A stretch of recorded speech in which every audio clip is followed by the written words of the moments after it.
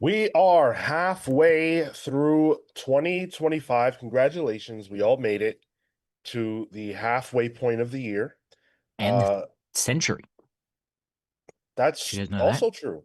I Yeah. didn't even think about that. Closer to 2050 than we are 25. Oh my God.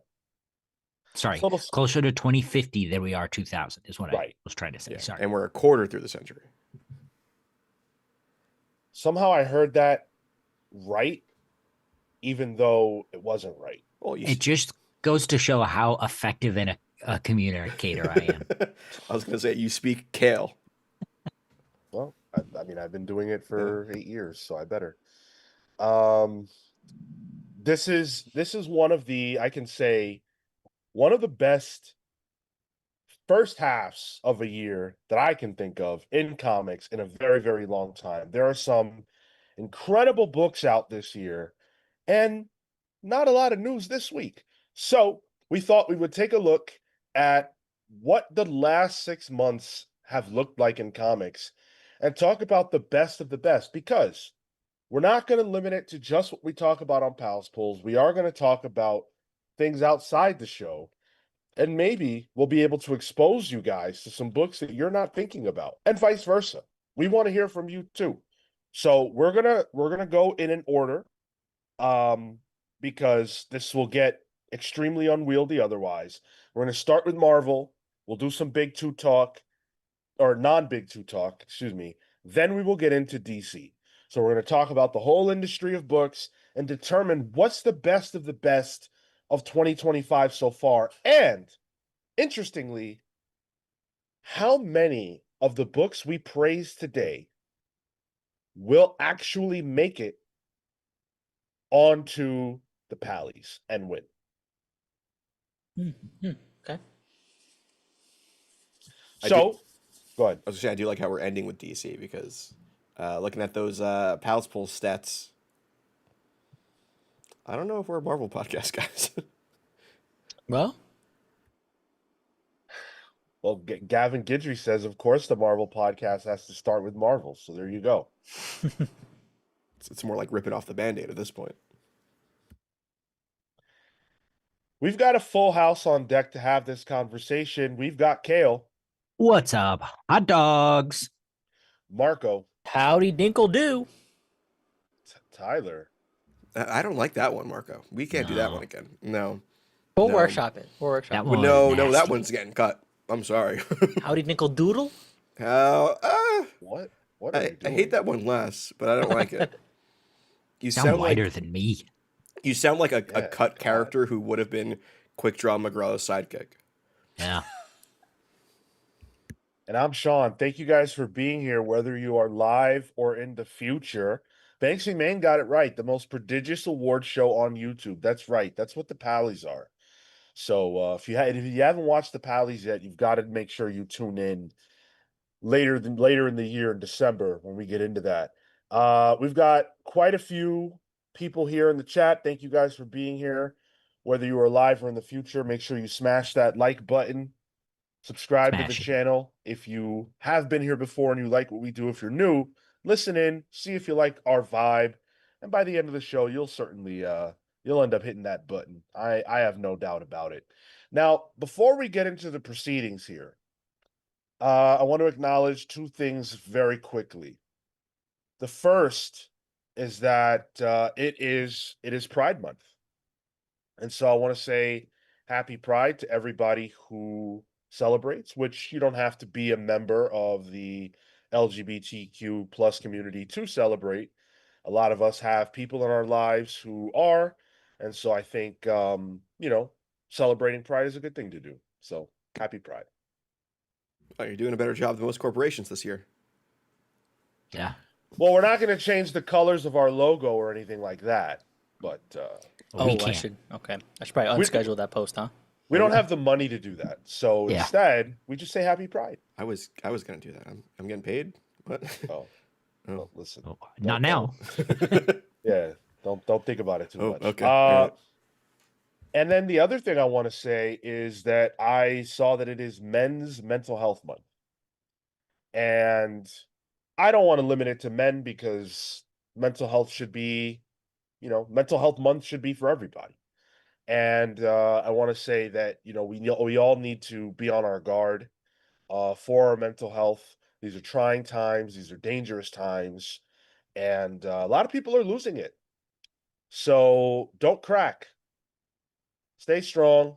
There's a lot of things that are after you these days. And I want you to know seriously that this world is out to get you. And you have to do your absolute best. Surround yourself with good people, surround yourself with loved ones, friends, family, things that you love and enjoy in life. And, really, really take care of yourself because it's not easy. Getting through life is not easy, but we all have to do it and we've got to do it together. So, And happy double month to all those straight cis male boyfriends to bi women out there. You got a double month this month for you. thanks. Definitely know what that means. Thanks to you. Wait, I me? love it. No. Oh, okay. I was like, no, don't thank me. Them. Eric Garza says the pals have become a staple of my Saturday mornings. Appreciate y'all. Thank you so much, Eric. Thank you for being here. All right. PSAs are done. Let's jump into the topic today and start with the best of Marvel Comics so far in 2025. Going all the way back to January to now. We've talked a lot about some of Marvel's missteps, so to speak, and some of the things that we're not as pleased with. We've done topics about that fact, and so yeah, there are some sore points with Marvel, but today that is not the focus because in the midst of that, Marvel has put out some pretty damn good comic books, and that is what we're going to spotlight right now. And I would like to start because I believe there's one book that really stands head and shoulders above the pack in terms of just absolute consistency, and that's Fantastic Four. Fantastic Four, really since it launched, has been a stellar comic. But this year in particular, with what we've gotten this year, we've seen the ability to wade through events on Ryan North's part.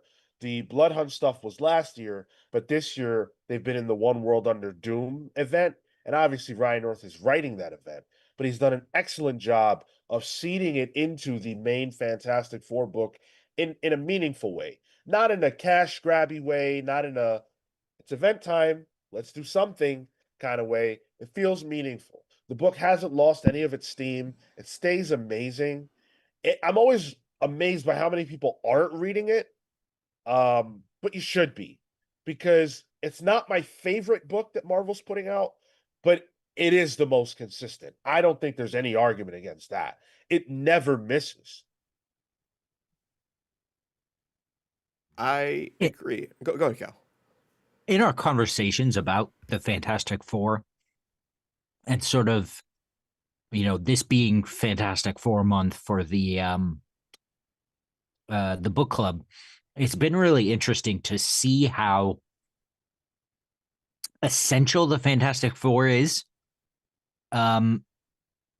Like often their runs aren't necessarily they're bombastic, but they're not. I wouldn't say they're necessarily essential, but they're consistent and they tend to be underrated. But people always forget them. Yeah, outside of that dead zone we had in like 2015, there's Yeah. always been a pretty good Fantastic Four run happening at any given time. Dan Slott's run, Hickman's run was huge, and really kind of shaped the way things are. But like this Ryan North run is pretty killer. I know it lost once One World Under Doom. Actually, once Blood Hunt happened, it lost the Alex Ross covers that it was getting, which that was a bit of a bummer. But consistently throughout, like Sean said, they're getting looped into an event with One World Under Doom. Thankfully, it happens to be a Doctor Doom event, so it's a little more relevant for them. But even that, like Ryan North told a pretty poignant story about Ben Grimm and and the idea of his powers and what does that mean to him in the midst of all that. And I also really enjoy how most of the time these are one and dones or 2-issue arcs. Um, it's kind of contained a lot in itself, which I find refreshing for superhero comics. I don't need to have, an arc that's 12 issues long. I'm cool with a quick twofer, a nice one shot. And North really excels at that, really. Take a quick moment to acknowledge Flo Dameron's super chat, $4.99. Pal's Pride merch drop when? Also, if men suffer in silence, why do I always hear about it? Something funny I saw on TikTok. Well, there are a lot of things you'll see on TikTok, some that will give you mental health issues, which is why I tend to avoid that particular platform. But thank you, Flo. How's jockstrap win? Marco, can we get on that? I'm working on the graphic right now. Yeah, it's Marco's face right on the middle. Just right on the jockstrap. Oh my god. And it's my face in the back. Turns out there is none. Yeah. Okay. Shoot Patel says, I've been advocating for it on the Discord a little bit, but my Marvel shout out has to be Helverine by Ben Percy. It's a book that's genuinely really fun with great art and an interesting plot. Tyler, are you reading that?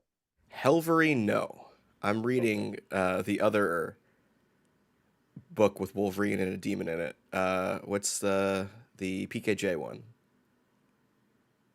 Hell Hunters. Hell Hunters. Yes, I knew there was a hell in the title that was kind of conflating the two. No, I'm not reading Helverine. I think that's a Dakin book, right? I believe he is the Helverine. Oh, interesting. Yeah, no, I'm not reading it, but if we're getting a shout out for it, sure. Yeah, that could definitely be good.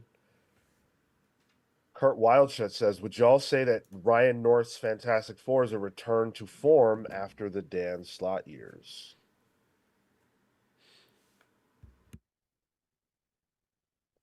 I think you muted yourself. Yeah. Tyler. I was gonna say I think people were sleeping on the Dan Slott years, to be honest. I think that was good, but I didn't really hear anyone talking about it too much. And I was podcasting back then too. But I think the Ryan North stuff, in my opinion, is even better than the Dan Slott stuff. And I think it's a little more front and center, just in terms of Marvel's publishing and what they put out for it. So I would put it above it. I wasn't a lover of the Dan Slott run, so this has been very much a breath of fresh air, being able to read the Fantastic Four again and love it so much. I was actually trepidatious to jump on this book because I knew about the one shot sort of nature of it, the one and done nature. But it's actually impressive how Ryan North makes it work. It's not a gimmick. It actually flows. It's phenomenal. It's really, really well done. And one last shout out about the Fantastic Four run. Science is integral to it.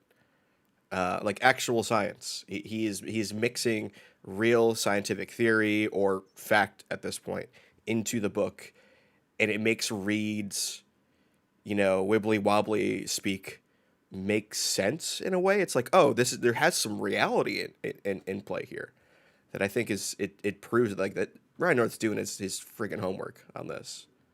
He's channeling Reed writing this. Yeah. That mention of return to form, you guys feel like that issue by issue format is a return to, or a nod to older type of storytelling via Fantastic Four? I guess you could say that. There definitely are through lines. And I mean, not dissimilar from older comics. We don't get one and dones very much anymore in comics. So in that regard, yeah, I would agree with that. Yeah, I don't really have much of a reference point. Surprisingly, I've not read a lot of classic comics.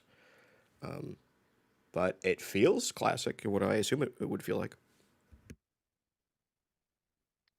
Now Marco did something excellent, which was he took a look at all of the picks of the week that we have made throughout the year, and he broke them down by publisher.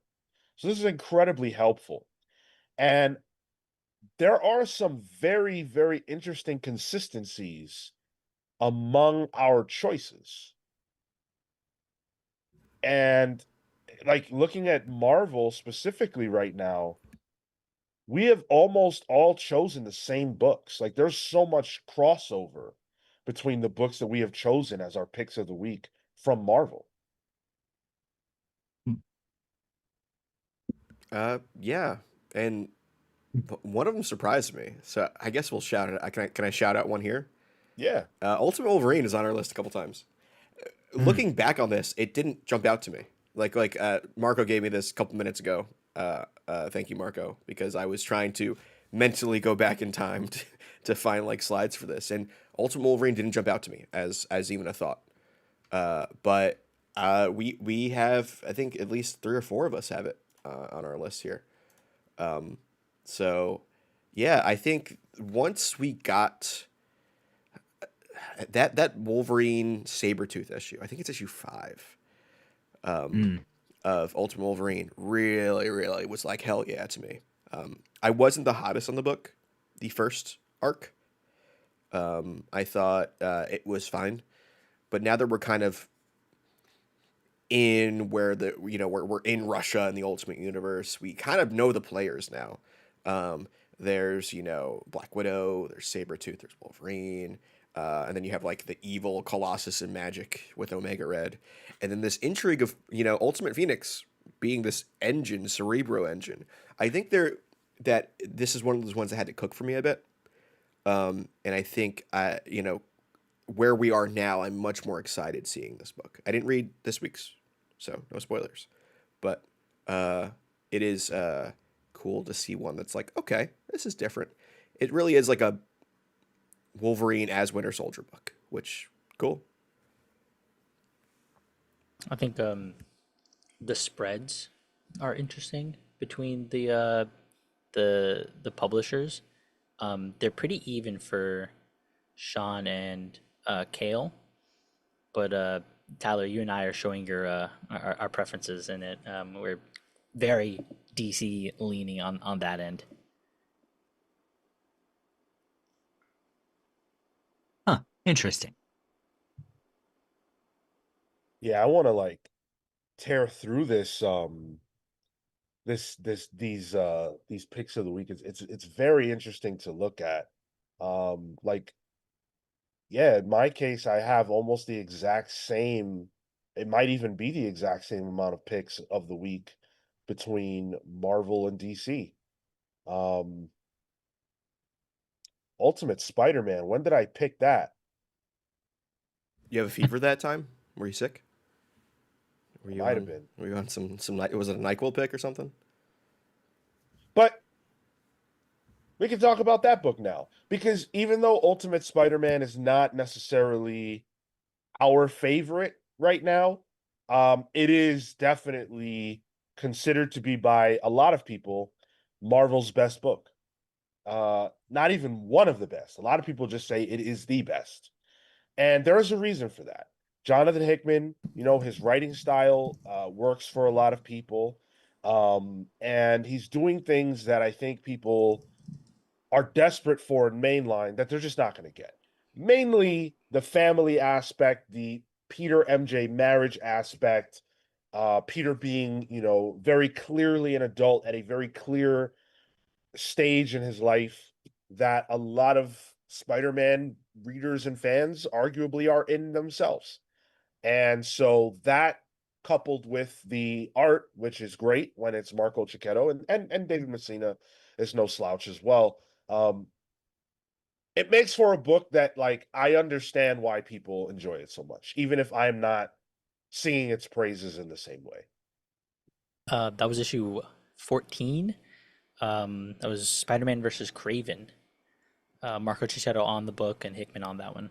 That was a really good issue. So I guess I wasn't insane that day. I stand by it. That was an issue where we got what was advertised, which I Yes. think is, so important. Even though Hickman said he delights in lying to us. Wow. Thanks a lot, Hickman.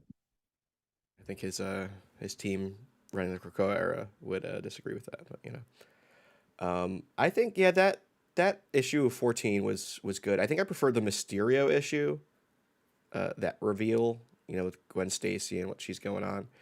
But it's Ultimate Spider-Man such a weird beast for me because I can see how it is good. Like I'm looking at each issue, I'm like, yes, I can see how this is crafted well, and there's something here. But then once I kind of zoom out, that's where it starts losing me. And it sucks because I know it's good. I know craft-wise it's a good book. But it's just not hitting the way I wanted it to hit. Yeah, I find it so interesting because I feel like I'm not seeing what everyone else is seeing in that book.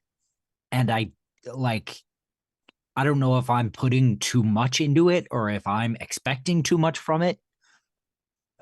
But it could be that month to month time skip format that we've got that just hampers it for me. But I simply don't see how people like this book so much. Peter Parker's barely in it. To each their own, I guess. I mean, it's in the chat. People are loving it. I don't know. I agree.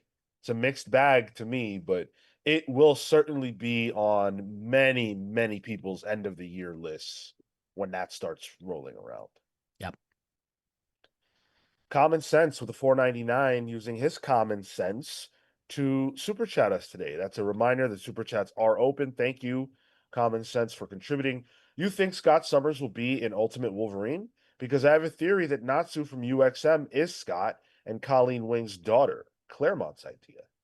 That's interesting. I didn't know anything about that. I just assumed that in this universe, Cyclops is a young girl living in Japan. The dream.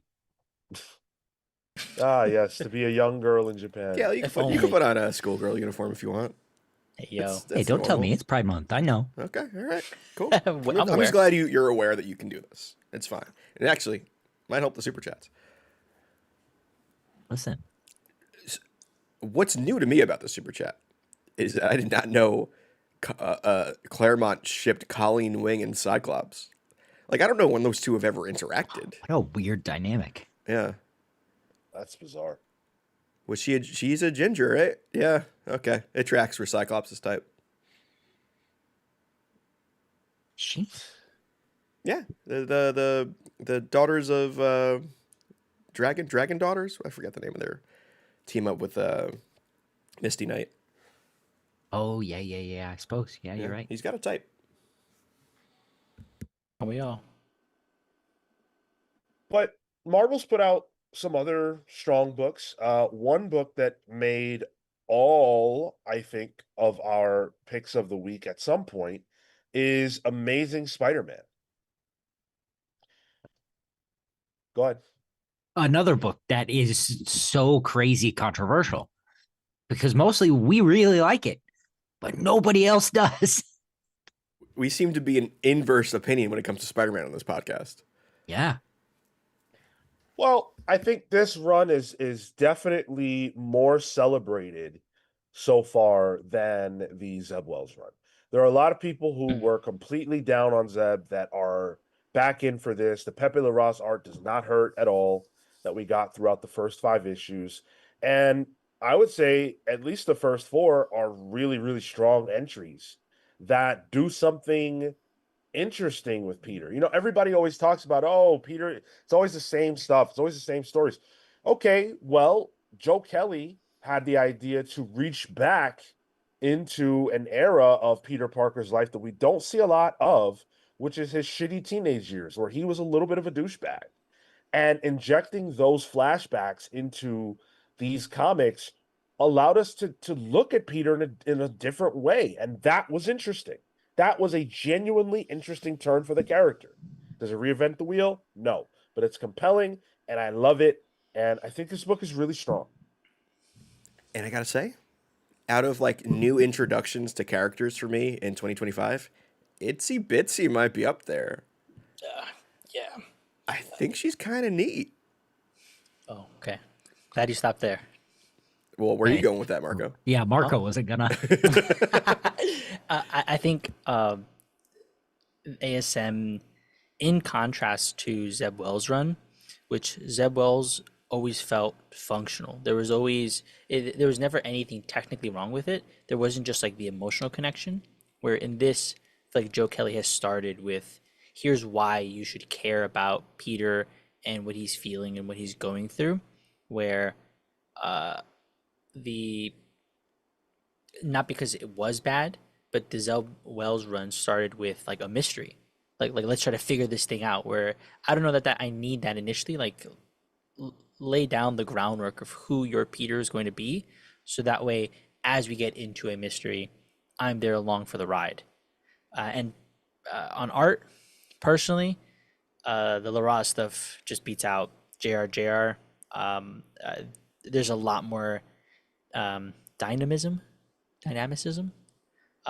to his art that I feel works really, really well with Spider-Man and action sequences. So, yeah, this has been genuinely a surprise for me.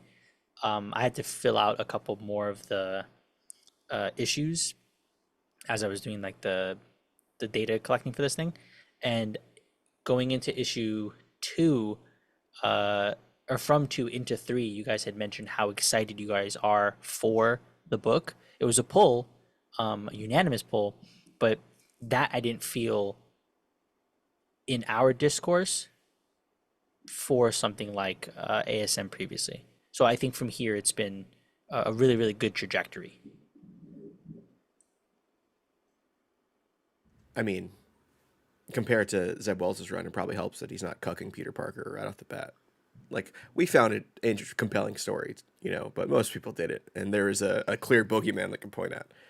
And I think the opposite that Joe Kelly's doing here, where he pretty much ditched the previous supporting cast entirely.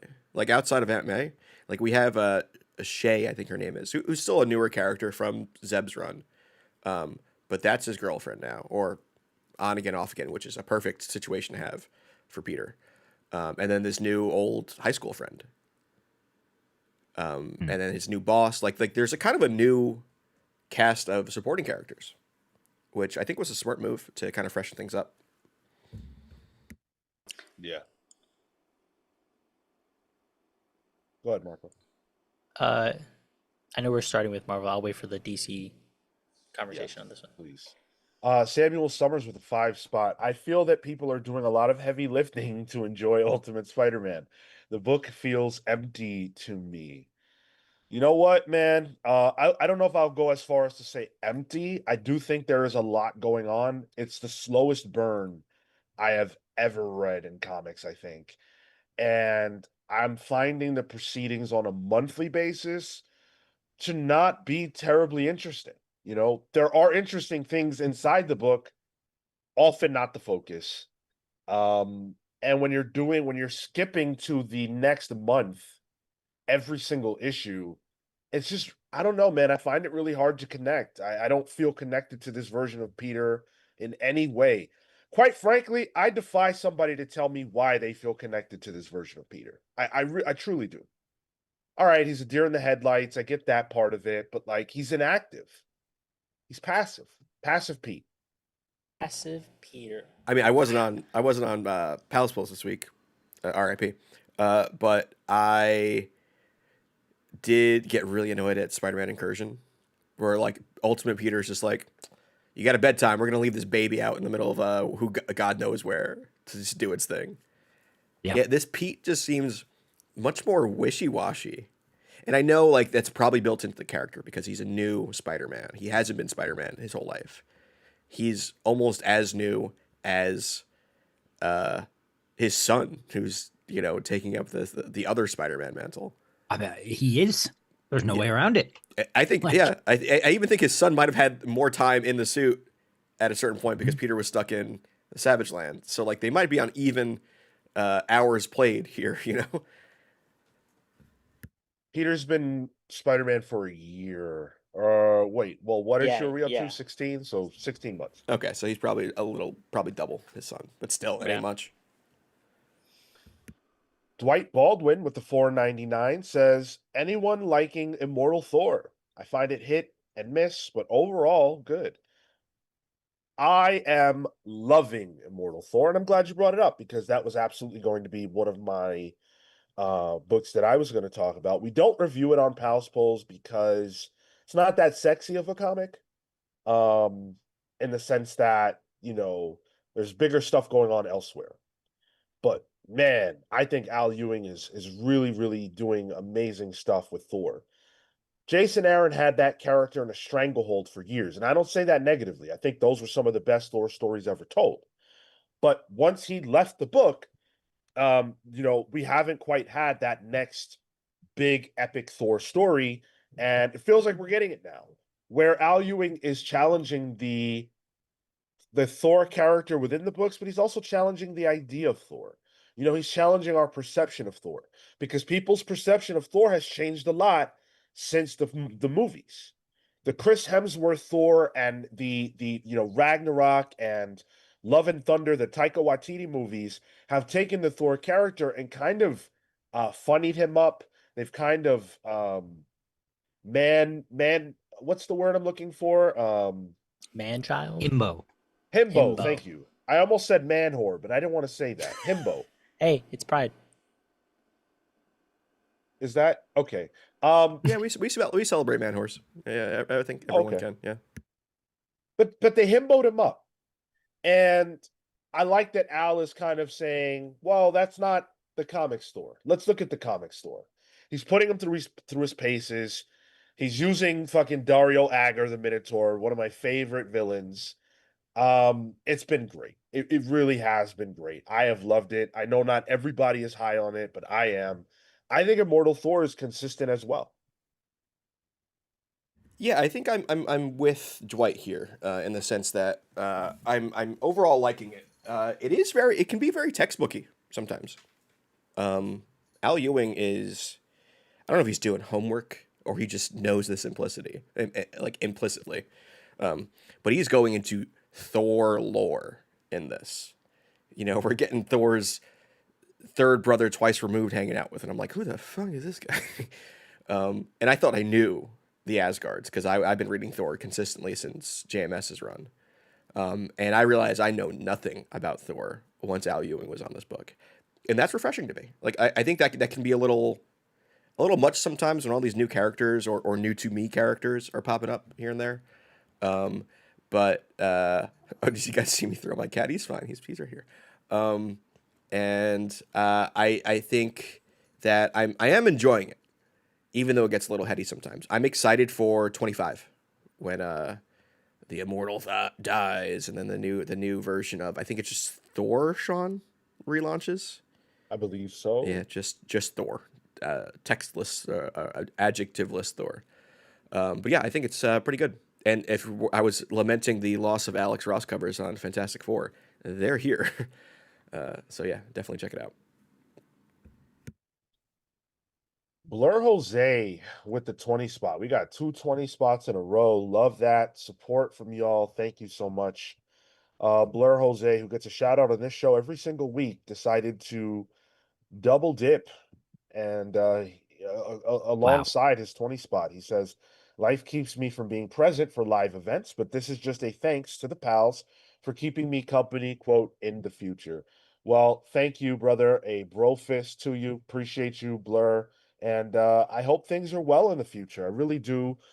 Please let me know how things work out because I am very, very concerned about my future in particular. So look me up. Am I in the obituaries? Am I, where can you find me? Let's keep some awareness of that mental health, Sean. Jeez. Listen, it's a message that's needed for all, Yeah, including myself. Thank you for the first super chat that was time traveling, I think. Cool. I appreciate that. I'm gonna win the lottery. Yeah, let me know give me an almanac. I have a friend who wins the lottery all the time. What? Like, he has won the lottery more times since I have met him, which was like 7 years ago, than anyone I've ever known in my entire life. We're not talking Mega Millions.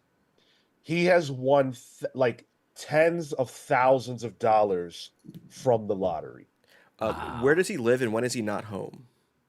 What bodega does he go to? Yeah. See, the thing is, you wouldn't know that because he's a poor person winning the lottery. And when poor people win the lottery, what they do is they instantly spend the money. They keep playing the lottery. That's why I've playing the lottery. I've never done the lottery. In my eyes, it's a tax on the poor. It's trick money, is what it is. You know, it a lot of it depends. You'd be surprised at the stuff that the lottery foundations do for like communities and the arts. Yeah, it's true. It's true. Hayden's Hideout with a 20 spot. The Post Pals group is currently discussing the different eras of comics. I feel like the new Ultimate Universe and DC All In has marked a new era of comics. Maybe call this era the Tungsten Age, since it's really solid. Yeah, we stopped giving names to eras. But we're still in the modern. Gotta get past that one. Look back on Well, it. we've been in the modern era for how long now? It's the longest Very A era. long time. 30 years, yeah. We'll call it the Diamond Era. Because after this, it's Ooh, done. boy. It's I mean- back in the ground. Maybe. Stainless. I think of the years post Diamond becoming a monopoly as the Diamond era, and like in my mind. But that's not a commentary on the comics or anything like that. So I don't know. I don't know what we would call it. Feels modern. And also, thank you, Hayden, for working with Post Pals. I appreciate that. You're doing that just strictly out of love of the game, and I sincerely appreciate that. It's very good. It's very enjoyable. I sit there as a listener. I'm like, holy shit, this is fun. Wow. Maybe I should join some communities.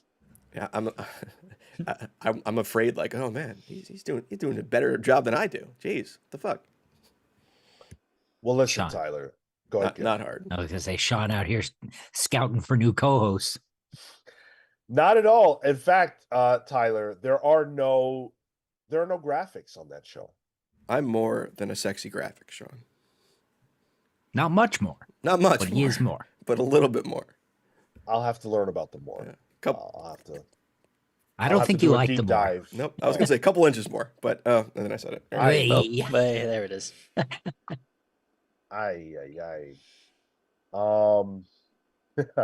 And then we'll get this last super chat. We'll talk more Marvel. Common Sense with the 199.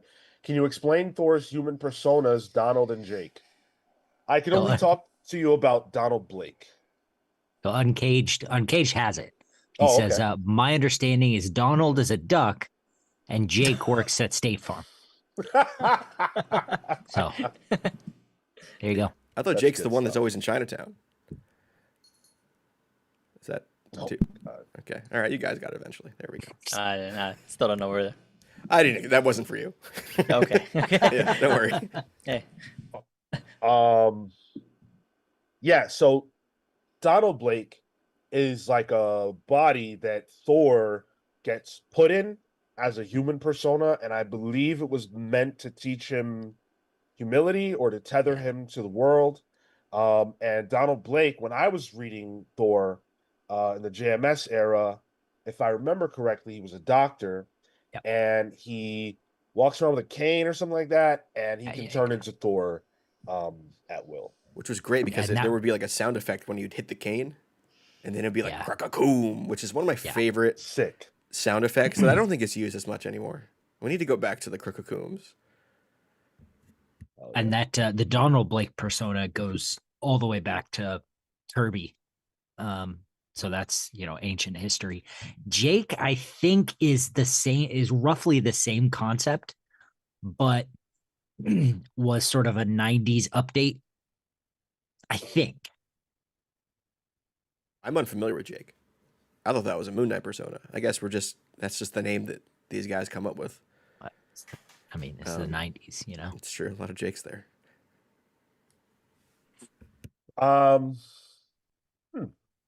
That's interesting. Milkbone Crusader 6 says Comics Geeks, I assume League of Comic Geeks.com, has plastic and pixel era. Do you guys co-sign that? Plastic and pixel. Why plastic? Why does that sound like a burlesque show? That's lame. I don't like those. Yeah, names. I don't know. It's flimsy. Yeah, no. Neither of those exist in comics. These things are paper. I guess pixel is like digital, maybe? Is that like alluding to digital transition? Comics? Yeah, And 10% pixel. I don't know what the plastic comes from though. That is mind-boggling. Collecting boom, maybe. Maybe like CGC slabbing. Yeah. I don't. Slabbing sounds better. When you said it, did it? That sounds like something completely. That sounds like it belongs on OnlyPals, not. No, the slabbing era sound like something that would get you hunted by Dexter for doing. Nah, Dexter. This is my favorite comment of all time. I've been waiting patiently for years for someone to say this, and you finally have Munster Design. Hold on, we need to talk. Munster Design says, I would make graphics for you guys for the love of the game. I love the game too, Munster Design. Let's talk. Let me see some of your work. You want to do graphic design for us? Dude, let's talk. Get in our DMs. Hit our email, contact at the Comics Pals. I am completely serious. Talking Please. turkey. And I will talk to my therapist about being able to accept loss of control next session. All right. There are some more Marvel books that we have yet to get to that are excellent. And I would love to talk about the Ultimates now. I think it's fair to say that our collective love, even my love of the Ultimates, has dwindled a little bit in 25. I'm not as enamored with the book as I was before. That being said, I still think it's really good. We had the issue with Thor and Sif on Asgard. That was it wasn't my cup of tea. Some other people really enjoyed it, and there was some stuff in there, but it wasn't exactly my thing. I really enjoyed the Red Skull issue, which I believe was this year, and the most recent, which was my pick of the week. I thought that was really excellent too. The Luke Cage issue was this year. That was the Black History Month issue, of course. Got to spotlight the blacks on Black History Month. So there have been some good issues, but overall, it's not as engaging for me as it was last. Issue 10 was the Red Skull one. Yeah. Which I actually have the cover up here. That one I did pull. I think this is another case where, like, I think issue by issue, they're good. These are like solid to really good issues. I would say most, if not all of them, are above good. But I think it just felt a little more disjointed in terms of narratively across the whole this year. That being said, like the Red Skull issue, a lot of fun. That whole bit with Bucky, interesting. The Luke Cage issue, super interesting depiction of what Dennis Camp was going for there. Guardians of the Galaxy one was a little weird, but there's just a lot of different. Dennis Camp is really building up this world throughout this year that I think is interesting. I think it needs to start showing me where it's going. I think I'm wearing thin. Like I was getting the covers for this, and I see like the next two issues, like, oh, we're gonna get introduced to Ultimate Wanda and Quicksilver. I'm like, okay, let's maybe get the ball moving narratively. But it is good. I think my problem overall with like the Ultimate books is just that they feel like they're meandering toward this thing with the maker. and they're especially in the case of the Ultimates, like we've gotten so little, like we've gotten bits and pieces of progression in the middle of um world building, but that world building feels like it's taking more precedent. And for me, it's really hurting what's happening overall. Because it's just like it's not as interesting. It's not the fuel for what's keeping me on the hook with the Ultimate Universe. I couldn't agree more. I think world building is great and I enjoy it a lot, but I want a narrative and I want characters that we can focus on and live with. If you're constantly introducing characters, you got to spend time with those new characters, and then the old toys get put back in the box. And that's not working because these are all new characters, right? Like, how do we get to connect with this new version of She-Hulk when she says two things per book? That's not going to work. That doesn't work. Or even Luke Cage when we were surprised he was actually on the team. Right. We didn't even get him Out to of see nowhere. join the team. Really, He actively said he was he's a reserve. not going to. Yeah. But again, I still think the book is good, and I do still think there's a lot left to say and do. Um, but I really could do without introducing new characters every single issue. Don't need it. AVA, Avengers vs. Aliens. Hell yeah. The one issue we got this year. The one issue we got this year, and it was a fucking banger, man. I love this book so much. Was this the Mr. Sinister issue? I think it Yeah. was, yeah. Yeah. Marco, I know you're high on this.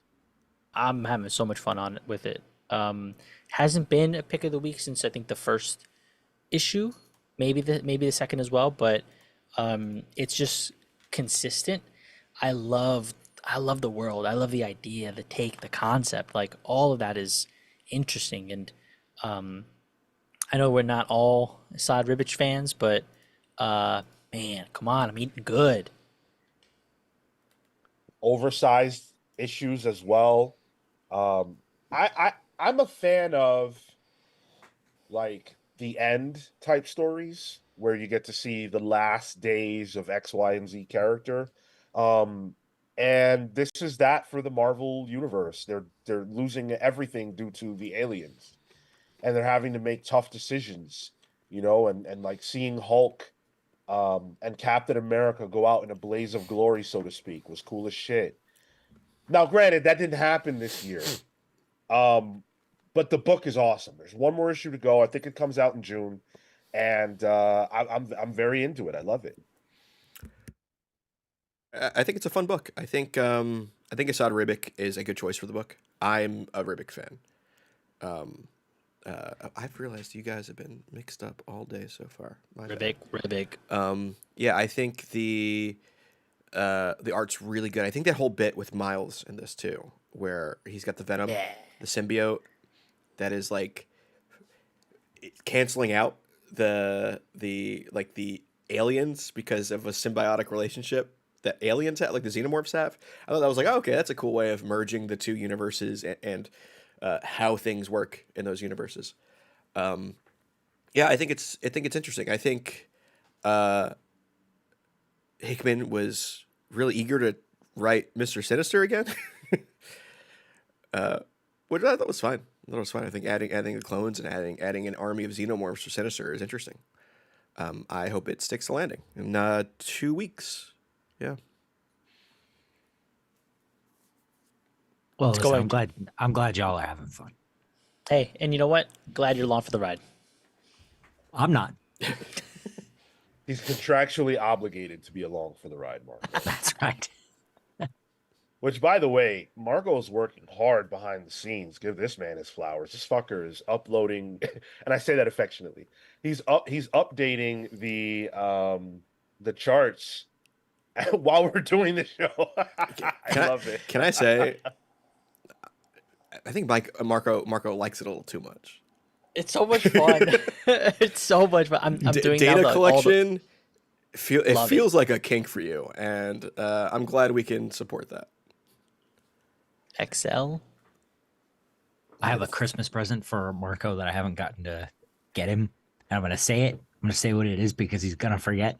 It's a coffee cup that has an Excel spreadsheet on it that Oh says my "freak" God. in the sheets. Hell yeah. That's very appropriate. It's triple gonna get XL that. for Marco. I'm gonna get that in the mail and be like, wow. When who got this for me? Great. You know what? That's the reaction I want. Just put a post. Look, someone got me a gift. Keep sharing your Marvel favorites. We're seeing them in the chat.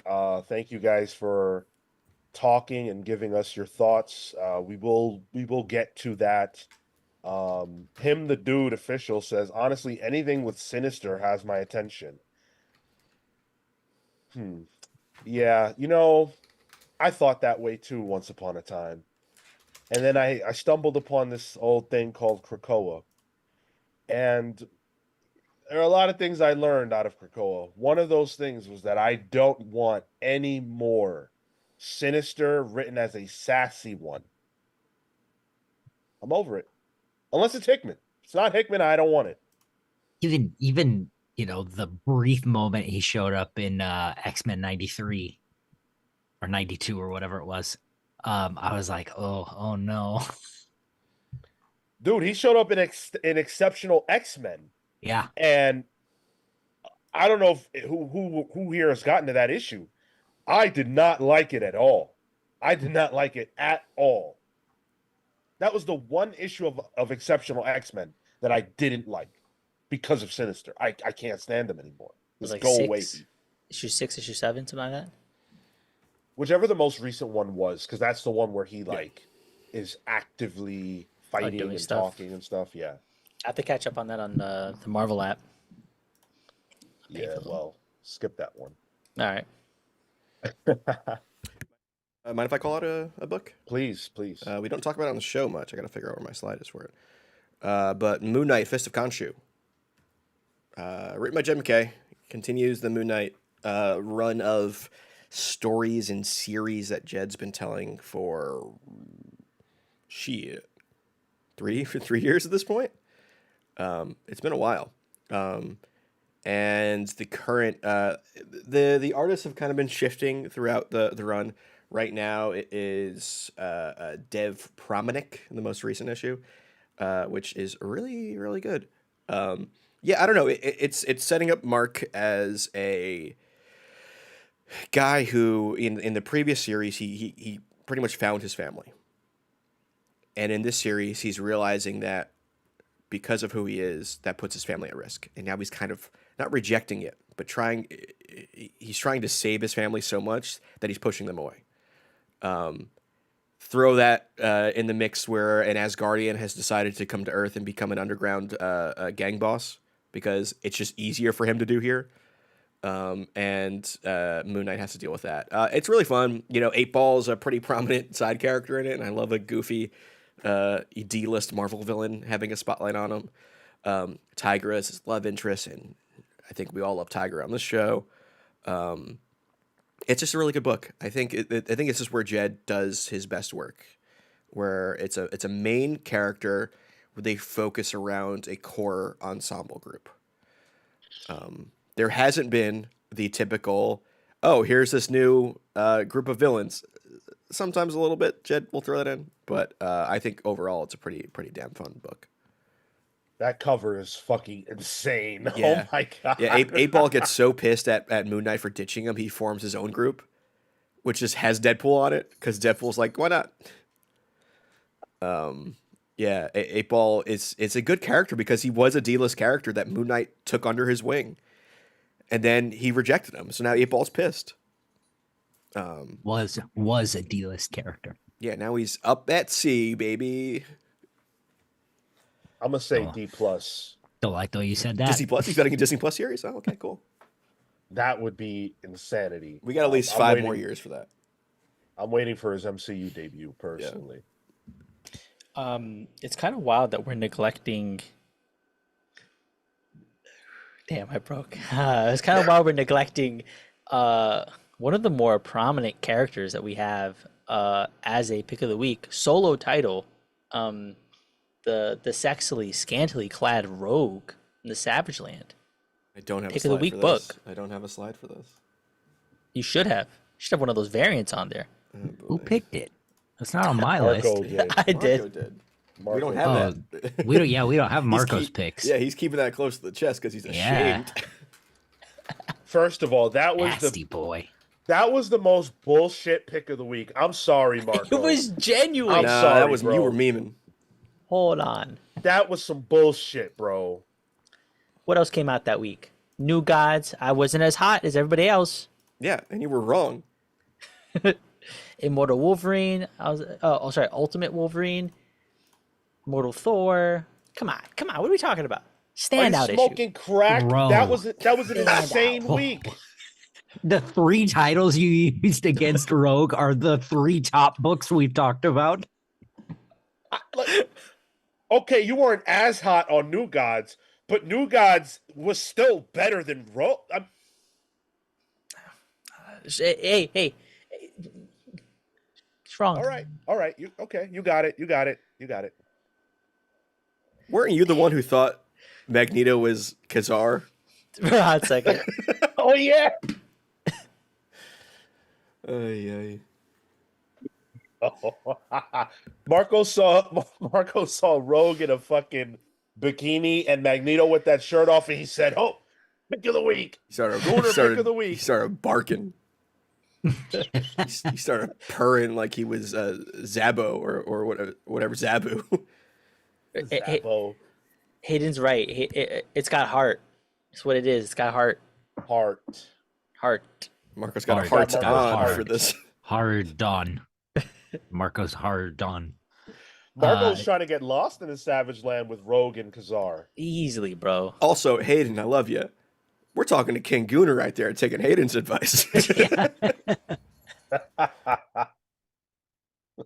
Shub says Marco as Rogue's #1 fan.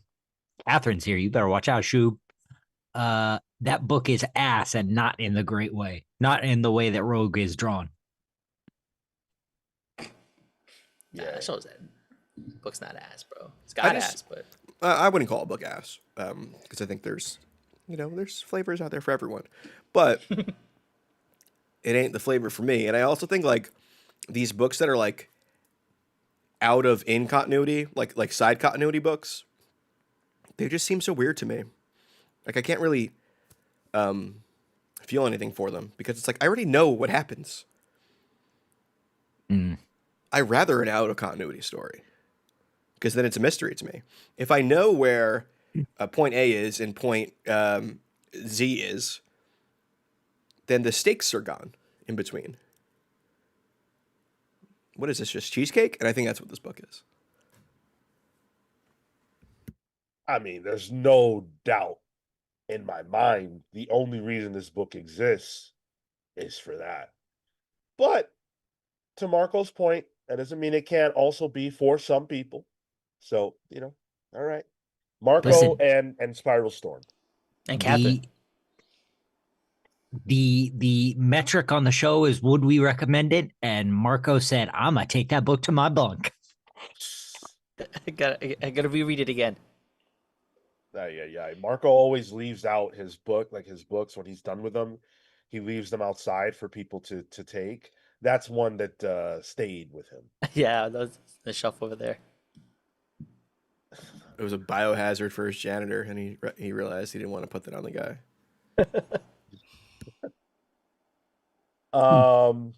Let's see. There was a good comment. Super job. Tyler Yeah, invoking the words ass and flavor in the same sentence. Brave. It's 2025, baby. That's not brave. That is should be expected at this point. Let's be real. Well, listen.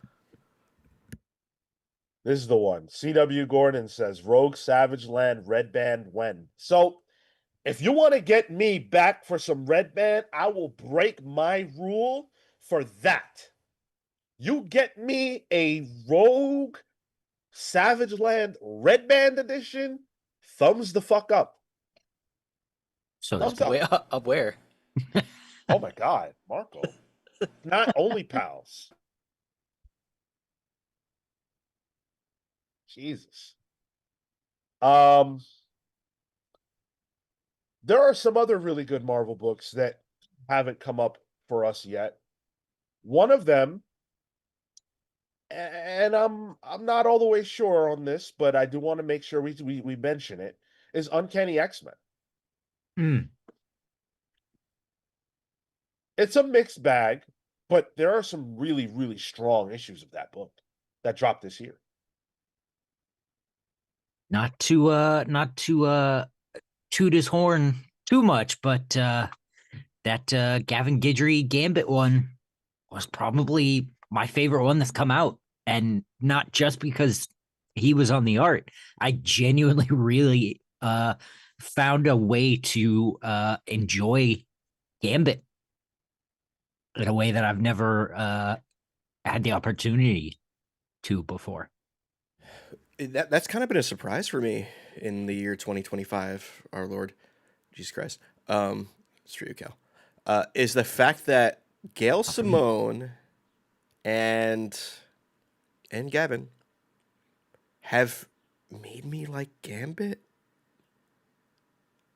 Like it probably is the dam probably started breaking with X-Men 97, I gotta say. That shit was cool with Gambit. And then, Deadpool Wolverine, he kind of pops up there. There's been little attacks to the wall I've built up hating Gambit that I think Gavin and Gail's issue finally broke down. And I'm like, oh, I do like this guy. I don't know about broke down, I think he but did for like me. a volley got over the wall, and I went, "Ooh, hang on a second." Somebody threw a cat over the wall. And you're like, oh, he's a cat dad. Oh, I like that. That's right. Yeah. I agree. I think the best issue of Uncanny for me was the Gambit one, and I think it's because it's a synthesis of everything that book does well. It's got the great character moments. Gail Simone can write, she writes her ass off when it comes to like character moments and getting you to care about people, and she really, really knows how to do that. She's charming. She knows how to write characters that have heart. And so Gambit and Rogue are actually perfect for her. And so that issue spotlighting Gambit in particular, I think it brings out the best of what she does. And then obviously the Gavin piece, like, my God, Gavin is tremendous. He's a good friend of ours, and it was an awesome issue. So I'm down with that. I'm not as high on that series as I want to be, and I have to be honest about that. But I do think that issue was great, and there have been some other really strong ones peppered in this year. Yeah, strangely, that book, like, it doesn't feel like Uncanny X-Men, and I don't mean that as a pejorative. It just doesn't feel like the title of Uncanny X-Men. It feels more like a young X-Men book, or Well, like a the Gen rest of X. the X-Men titles don't feel like X-Men either, so it's Also true. Also true. at least it's line wide. But it feels more akin to like a Generation X to me, or something like that, because I think that new cast of characters that Gale is writing are compelling when we get to them. And we're kind of focusing more on that right now, which I'm enjoying. I still think that the title is what throws me off, but I think the book itself is very good. I actually did enjoy the most recent issue a lot. Yeah. It reminds me of like when I was reading, like Wolverine and the X-Men, when I was reading Young X-Men with like Rockslide and Ink. I think every X-Men writer wants to cement their characters. Everyone wants to make characters for the X-Men, and I like these ones that Gale is making. I like the Horse Girl. She's neat. I just like the idea of it, like your mutant power is Horse Girl. That's cool. Something about that tracks tremendously for you, Tyler. Unfortunately. You're right. Unfortunately. Storm getting a lot of shout outs in the chat. Yeah. You're hearing good stuff. Yeah, the Marvel spoiler chat Discord tends to pop off for it. It's a great book. It is the book, and I admit to being wrong. It's excellent. And I did not think that it would end up that way. I did not like the first issue very much. Maria Ayudel, who's the writer on that, is an unproven commodity in my mind, because the two prior things that I've read to this, I didn't like very much. but he has found his footing. He has a story to tell, and he is putting himself out there and doing a tremendous job. So Storm has been strong, and I think of all the characters who have gotten a solo series out of the from the Ashes era, Storm is the one that needed it the most and is benefiting the most. Yeah. Yeah. The idea of Storm is a goddess has always been around. This book is proving that theory right. Quite literally. She is becoming cosmic in a way. I think it's really good. I think the Luciano Vecchio art, who was on some of Gillen's X-Men towards the end, if I'm correct. You are. Continuing Storm, he just draws like this book is also kind of like is not afraid to be sexy too. Like Storm gets to like prove her goddess, powers. There's that bit where she meets with Doctor Doom, and she's in like her lingerie with like daggers ready. Like she's like, I don't have my powers right now. How do I protect myself? And it just proves like Storm's a freaking badass. He gets in her underwear and grabs a knife. Well, it's underneath, but they show it a little cheesecake. But I'm like, that doesn't feel like Marvel right now. You know what I mean? Like, to be able to show gradation for characters, like she's still strong while she does it. It's not cheesecake. And I think that's really good. I think leaning into some of the cosmic stuff is really interesting. It was unexpected. And I'm only realizing this now as I pull a cover up, but like the tagline, Earth's Mightiest Mutant, I think is a really interesting tagline for a Storm book. It kind of ties her to her Avengers because she is an Avenger right now too. And mutant. It's kind of like mixing the two in a fun way. She's one of the most recognizable mutants in existence in comics. It's about time she's had a chance to shine. Matt Fisher with a 199 says, "Good morning, Snookums." Well, who is it? Who are you talking Good morning. I think it's the collective Schnookums. Snookums. And loudly says, Storm has always been Marvel's Wonder Woman. I like that. I mean, quite literally in like the Amalgam one, wasn't that who Wonder Woman mixed with? In the Amalgam maybe. verse? Yeah, I don't know. Yeah, I think that's who she mixed with. So at least at the time, it was there. Oh yeah, and Lucas Wernick also on Storm. So Early issues, right? Another kind of holdout from the Krakoa era. Yeah, Tyler, you're right. Amazon, Aurora of Themyscira. I mean, she's in that new Marvel fighting game too, and it looks great. So I didn't get to talk about that. That thing looks sick. Oh yeah. Dan wants to know, is there something that gives her this level of power now outside of being a mutant? Yes, absolutely. They explain the that. book. But yeah. She is ascending to godhood, as Tyler put it accurately. Now, there are a few more things that we haven't addressed about Marvel. And one of those that I think is worth bringing up, if I can. Oh, yes. Daredevil, Cold Day in Hell. Let's go. Steve McNiven, Charles Soule. What more do you need to know?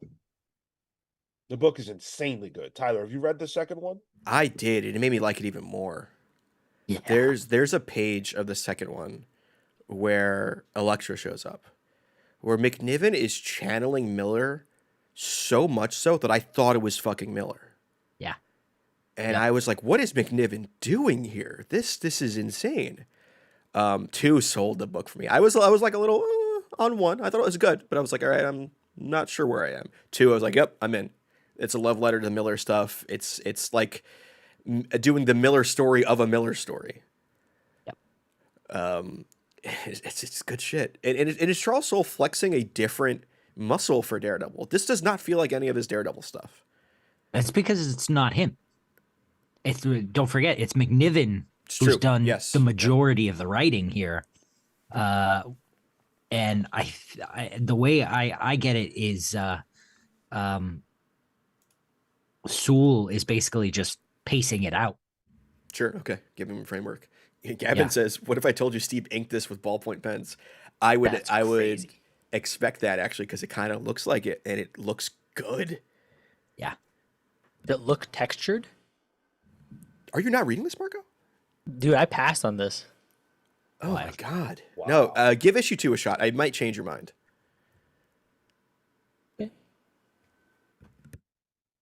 Is there I don't know that I think this, but is there an element of needing to have a history with Daredevil? Because it's not like Marco's read a ton of Daredevil, whereas the rest of us have.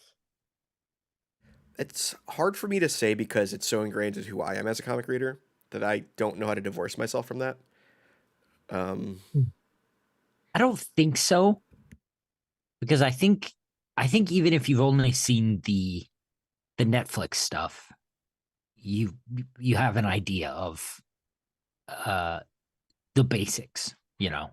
Dude's blind, he's got super senses, and his great love is ninja lady.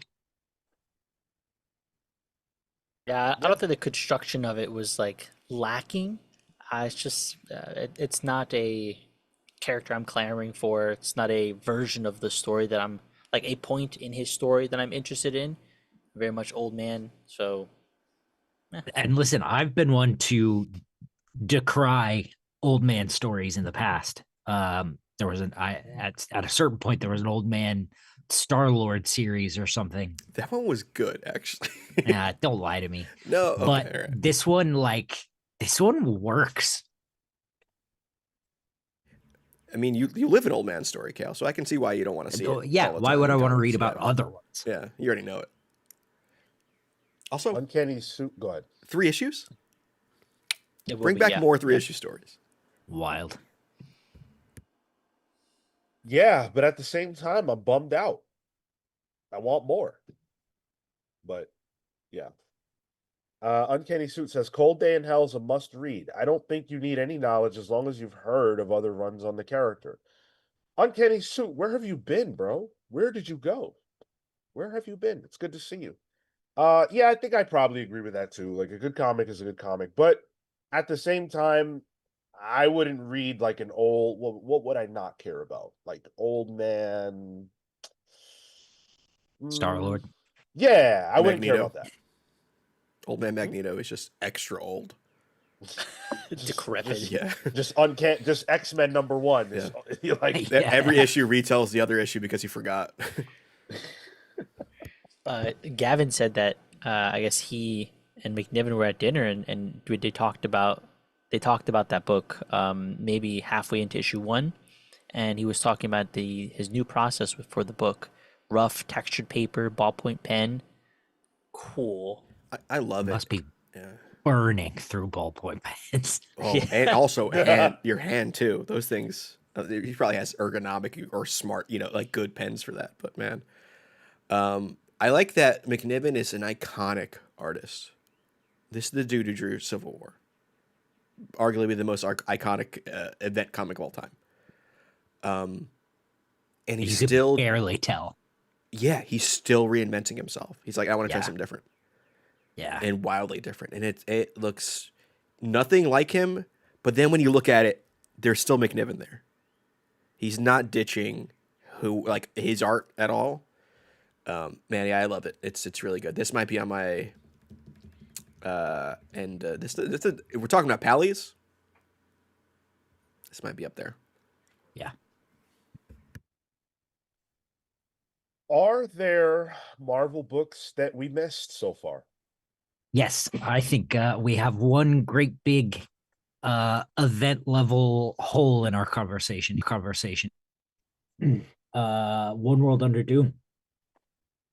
I think is, you know what, for the past couple of events that Marvel has done, this one is one that they actually, as much as it took us by surprise, it was seeded well enough that it didn't feel sudden, and the stuff that's sort of happening around the events, the event issues, are all good, and the event issues themselves, I am finding that it's doing a really good job of making Doom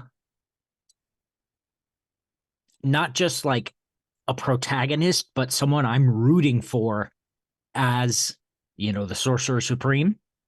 And it's giving me a different look at a Doom that does actually want to do something for the world, even if it's for his own ego. Yeah, for me, I wasn't hot on the book. Uh, Pretty famously, issues 1 and 2. Yeah, the writing is what I'm talking about. Yeah. Well, I think it even. I think I lean into the art even more so with 3 and 4. Sure. I think there are some character choices that are strange here. I think it makes the Avengers look like idiots. But when it focuses on Doom and when it did that shift to having Doom be the POV as opposed to the Avengers be the POV, that's where I'm like, hell yeah, this book is good. This is what I want. North understands Doom in a way that I find compelling. What I like about those first two issues, where it makes the Avengers look like idiots and it makes the entire world try to question Doom, is it's trying to make what he's doing ironclad, much like him, so that we believe it, and that his fall is going to be so much harder. Um, or not. I mean, we're only 3 issues into it, but I think given that it's going to, what is it, 8 or 9, the we do still have a long way to go, but right now I'm really, really enjoying One World Under Doom, and I think it's being handled really well. And if the arc is happening, because right now we're having him teaming up with the Avengers and they sided with him now. And if we're going to 8 issues, we're going to get the fall of Doom, as is the case with Doom all the time. He will screw Doom. I find that interesting.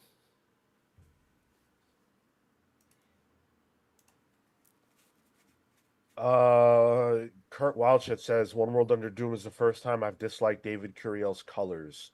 Well, I thought Curiel's colors were rough at the end of the Krakoan era. So this actually feels like par for the recent course for David, unfortunately. Yeah, I'm kind of with you there, especially with the Krakoa stuff. I see what he's going for. Like I see the color palette being secondary colors because this is a book led by a villain. I understand the attempt. I think the colors are still gross. I thought it worked really well with that Dormammu fight with Doom. I think where it's like thematically, oh, this works for where we're going. But when the Avengers were there, all in primary colors and all that, in a sea of secondary colors, like I get it. It just didn't look good to me. But we'll see. We'll see. I'm warming up to it as the book comes out.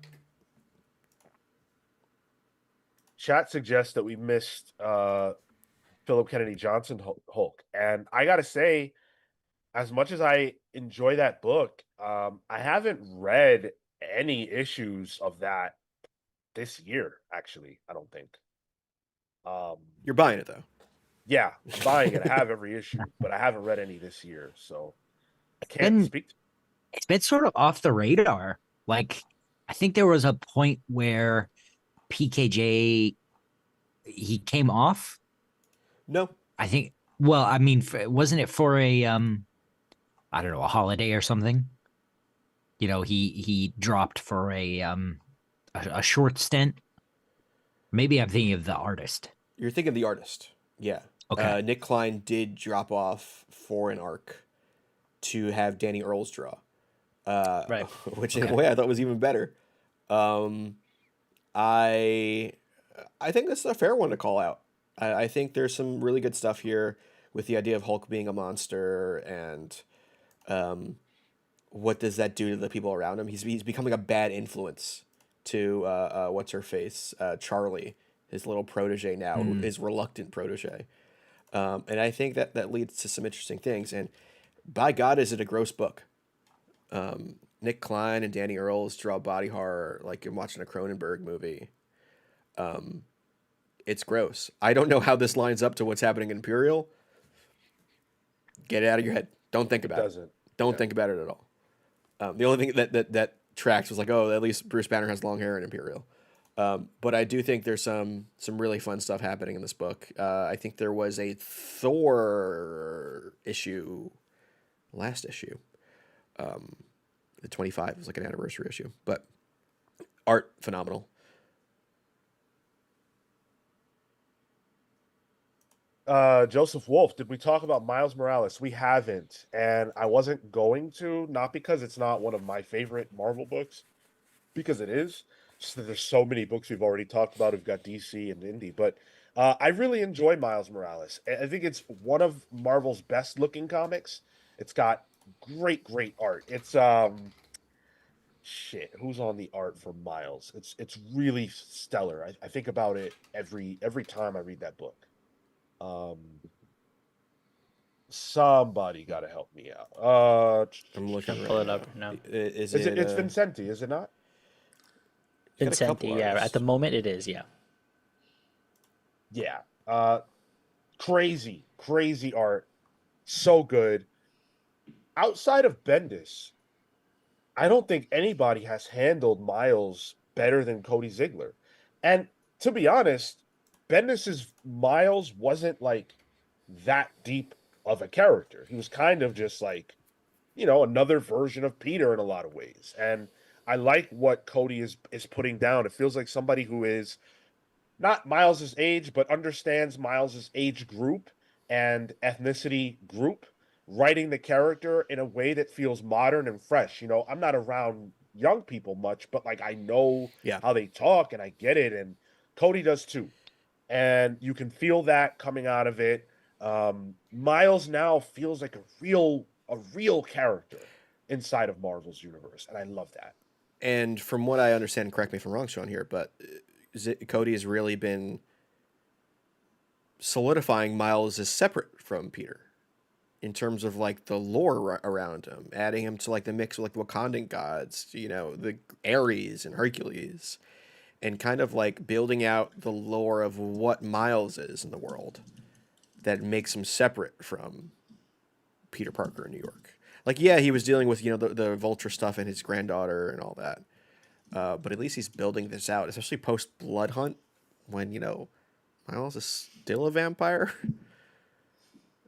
Well, the vampire stuff was awesome. Actually, it was handled really well in the core. First time you said those words in that order. Related to comics, Yeah. but not related to things like Buffy the Vampire Slayer.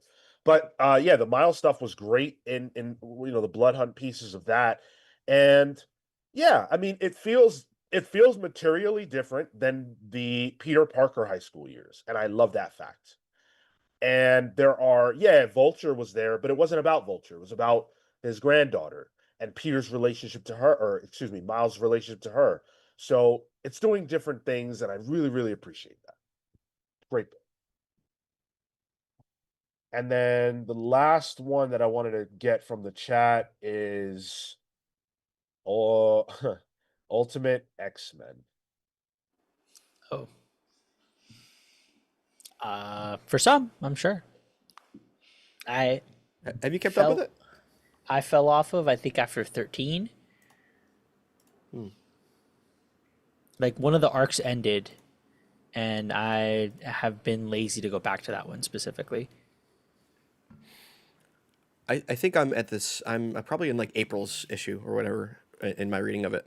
I'm enjoying it, but I've completely divorced myself mentally from the fact that this is an X-Men book. I'm reading this as a young, super powered teen book by Peach Momoko that might use some terminology that is familiar with the X-Men. And I'm enjoying it through that regard.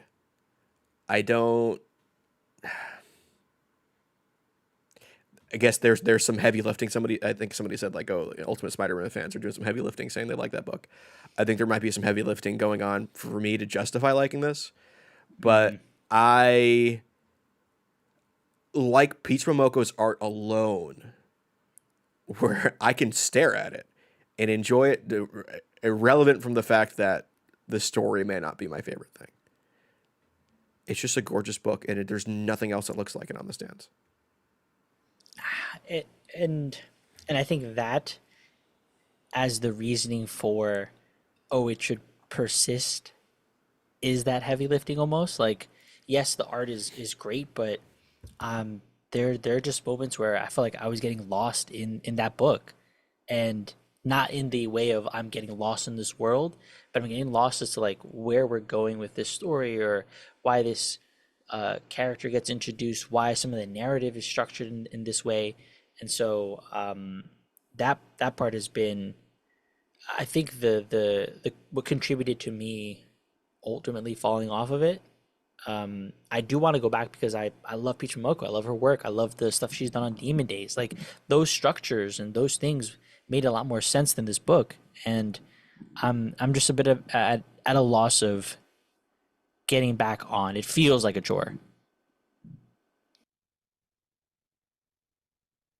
Spiral Storm wants to know if we're excited for the new Avengers book. You mean Thunderbolts? Oh wait.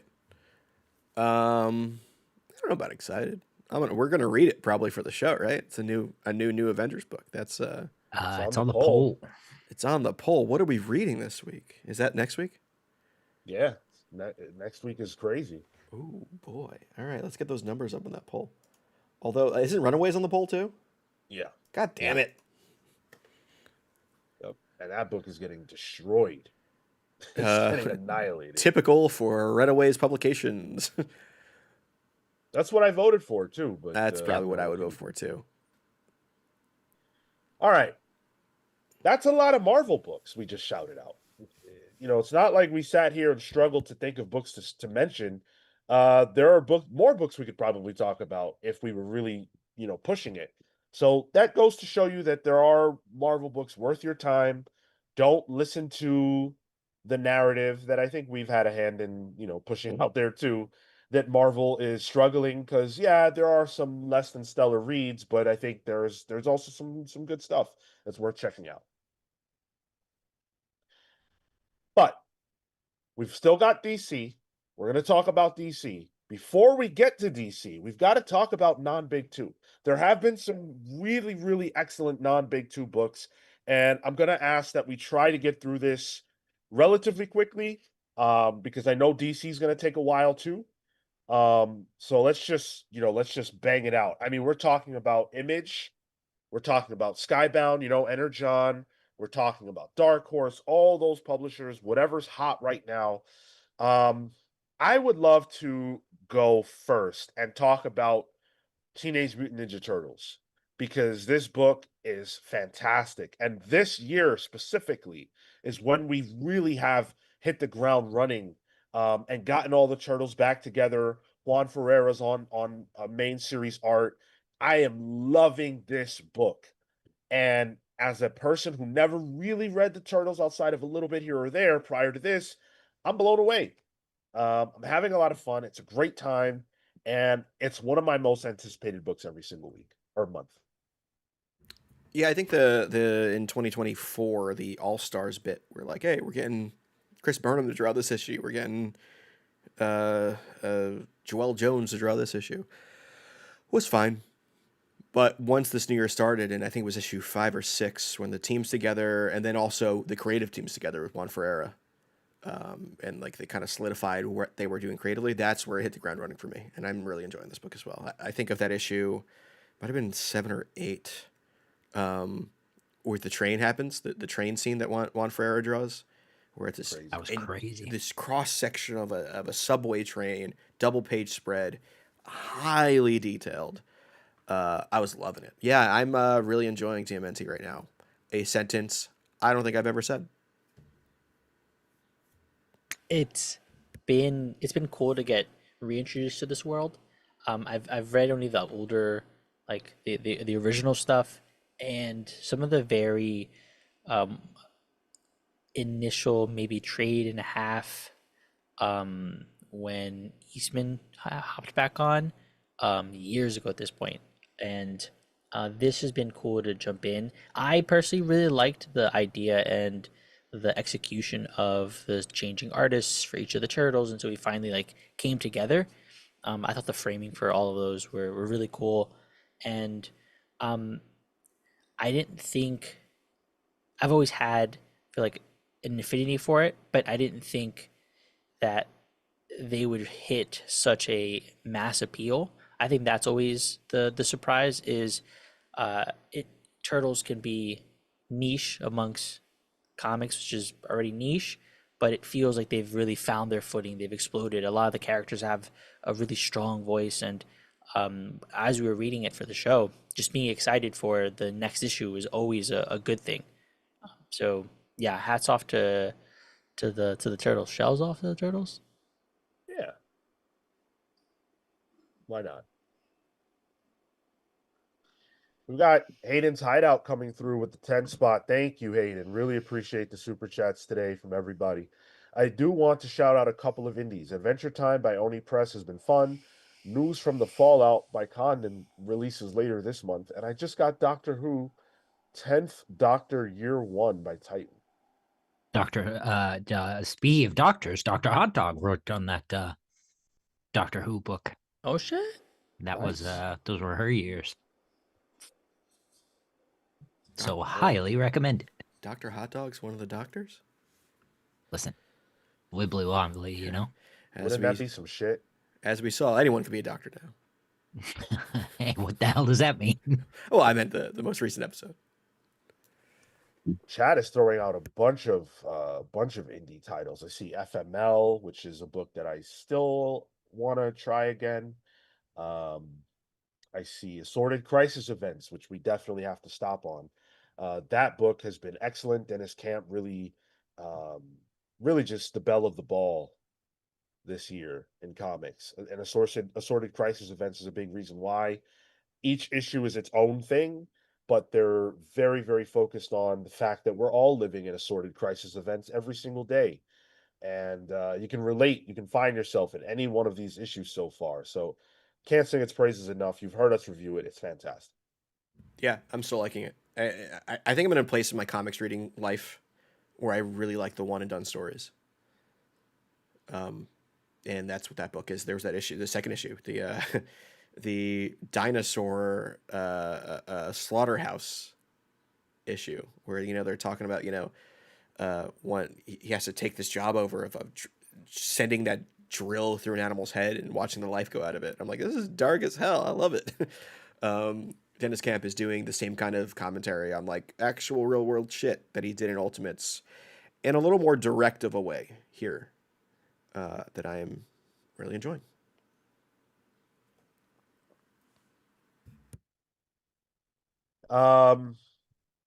Exquisite Corpses. That book was pick of the week for at least a couple of us. That's the James Tynion, Michael Walsh book that's going to have additional creators involved as well. It's going to be like it's almost like a jam thing, tag team thing, which is very cool. The first issue was very deluxe, very oversized, and introduces all these players in a game of murder. A lovely game of murder that reminds me a lot of The Purge and Hunger Games. And there are different, things like that. I'll let the people who chose it for pick of the week speak on that. I think it was you and me, Cal, right? Yeah. For that one. Oh, okay. Yeah. Yeah. I thought it was great. I loved it. I mean, it was Yeah. a chunky issue, so that definitely helped. But I just like how it really set up this battle world in a way that's in some Midwestern town. And it's got all these wacky serial killers and murderers that all have their own code names, and it's just kind of dumb fun.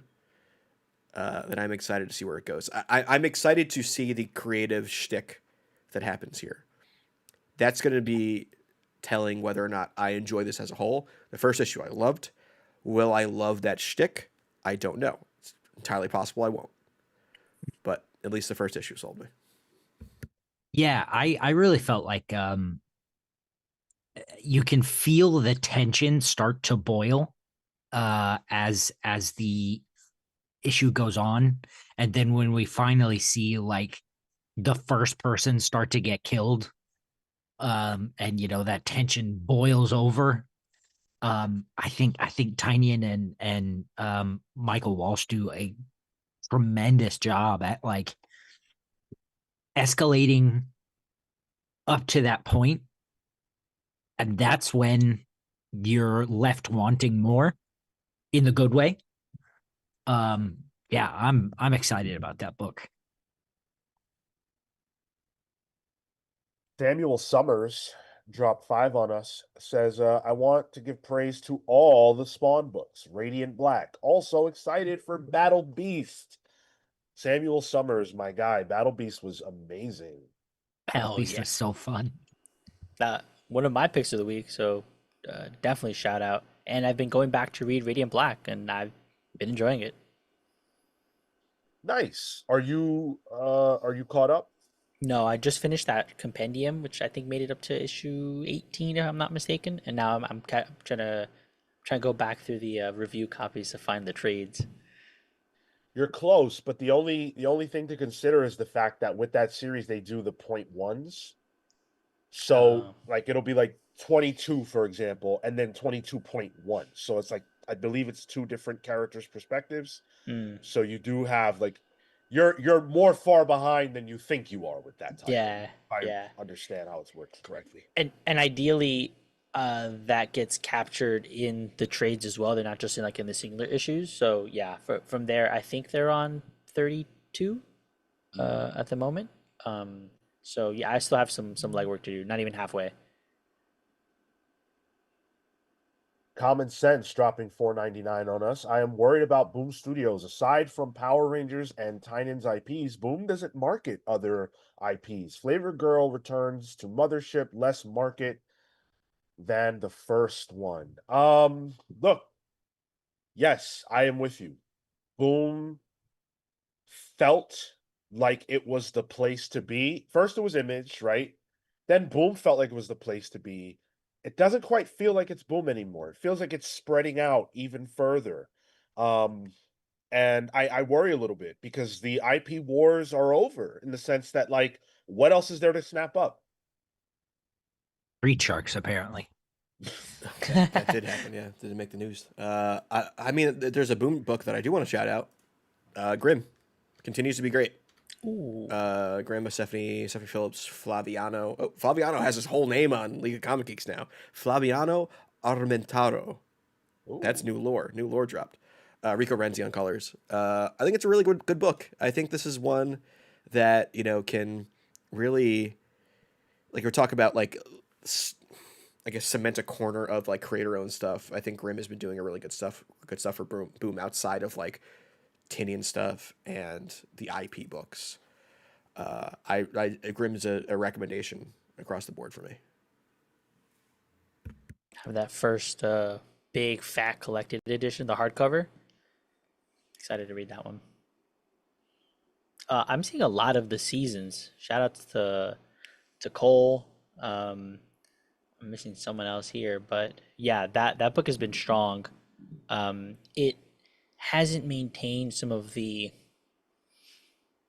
language of the first issue, like a lot of that onomatopoeia, and the SFX, but the story is continuing to have this like undertone of mystery and a bit of just like unease, all on top of this like very bright colored world. So I've been having a lot of fun with it. It's funny because I have not continued with the seasons, but I have them all downloaded because I am excited for it. But I just haven't gotten to it alphabetical. You know how you read books. But I am the Paul is a Seda art from issue 1 was like, hell yeah, I'm excited to get to this book. Maybe I should break my habit of how I read books and get to this a little sooner. I definitely recommend it. Yeah. It's funny because Sean, this is not one you're keeping up with in terms of Remender, right? No. Yeah. Do you want to shout out Remender's other book? Because I might. The book I wanted to shout out is coming from Giant Generator. It's not written by Rick Remender, though, but it is Tin Can Society. Mm-hmm. I think this book is insanely good, and I wish I wish there was something I could do to convince more people to read this comic. It's fucking fire.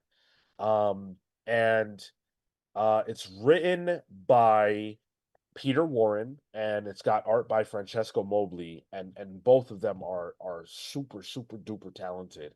And it's a book about like basically what if Iron Man really existed, and the guy built his suit of armor to overcome his physical disability. He can't walk, so he builds himself legs first, then a whole body, and essentially becomes a superhero. But we don't see any of that because when the book starts, the guy's dead. And the question is who killed him and why. And you're seeing his friends' reaction to his death. Some of them have reasons to have maybe hated him. Some of them have reasons to want his suit for personal gain. And some of them just love him and want to find out who killed him. And that's what the series is about. It's a murder mystery with propulsion and awesome characters and a cool ass suit. What more could you ask for? Buy this comic. Yeah, it looks like I took a bit of a break in March, and the next issue comes out next month. So it continues going forward then. Absurd. Absurd. Can I call out the book that I was alluding to that I think you kept reading, Sean? With Grommets by Rick Remender. This is by Rick Remender.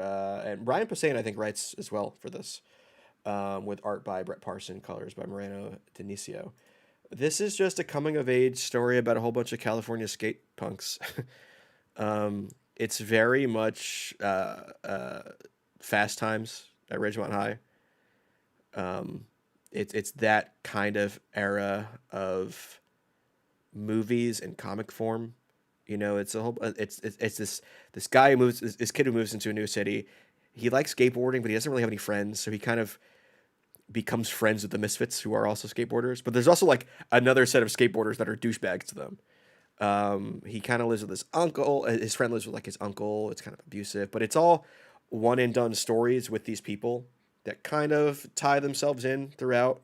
I think the latter issues kind of have a bigger continuation after like a party goes awry and all that. But it's just dumb fun. Like these kids are idiots.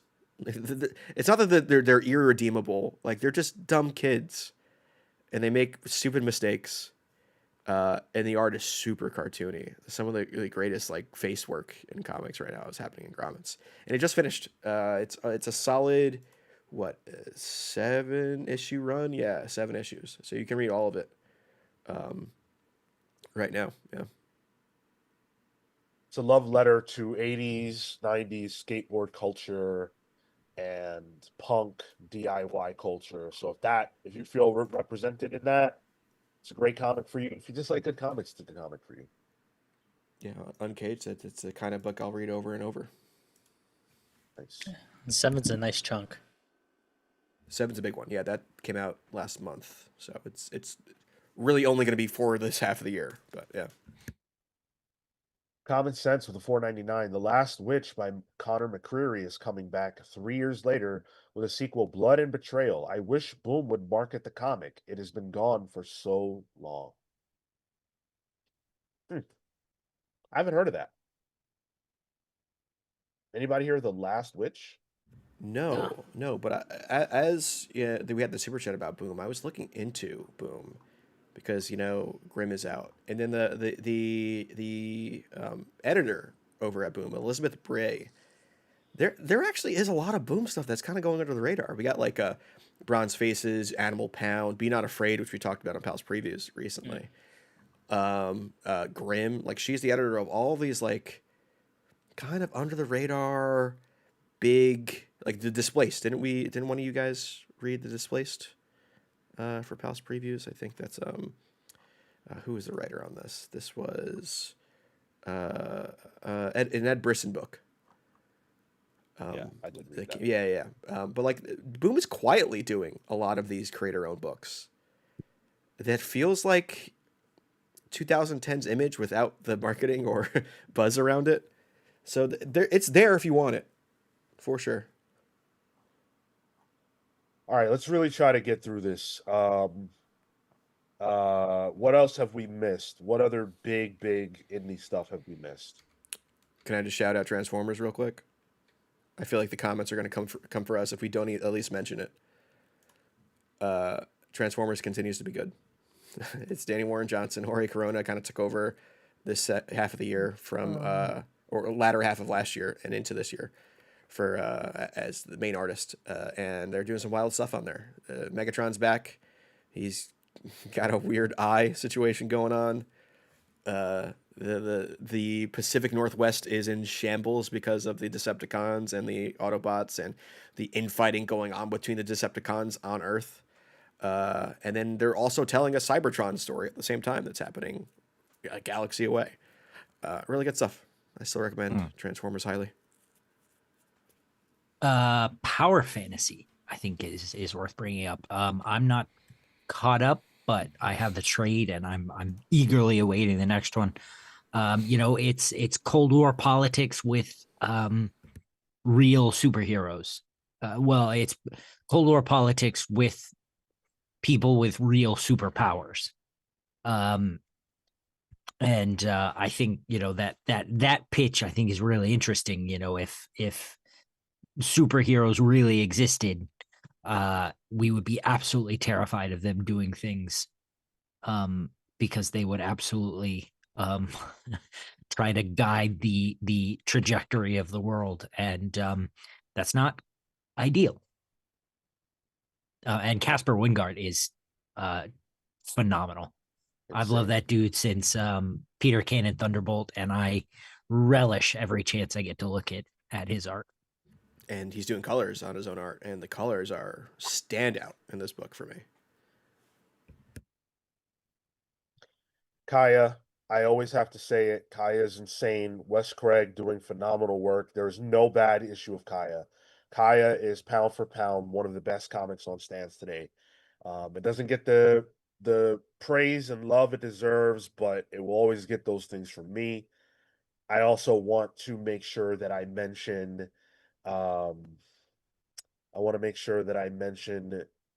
Department of Truth, which is probably the best comic, at least the best indie comic to me. I love Department of Truth. It's not going to be for everybody. It is up my street. Martin Simmons art, insane. James Tynion unhinged, unleashed. Really showcasing how good he is at a long form narrative. A lot of the Tynion stuff that we have gotten is not long. This is that. And it's amazing. This has been going on for 5 years. Yeah. Like we're at issue 30, so it's not, monthly. But like he just started tackling JFK and Marilyn Monroe. There's a great series of Marilyn Monroe issues that came out this year about her being the personification of the American dream in a way, or what humans be, and like it's affecting her as a person, and she doesn't really know who she is, and deals with tulpas. It's so good. I gotta read that. Cale, this book is so down your alley. Yeah. But that Marilyn Monroe stuff is like a deep-seated interest that I've always been interested in, but I've never looked into. Common Sense with the 199 says Kaya needs a deal from Scholastic just like Bone. Of all the books that I personally read, Kaya is the one that makes the most sense for that. Yeah, totally. Yeah, I agree with that. And like a smaller format too, to be on Scholastic bookshelves. Yeah. Oh, sure, yeah.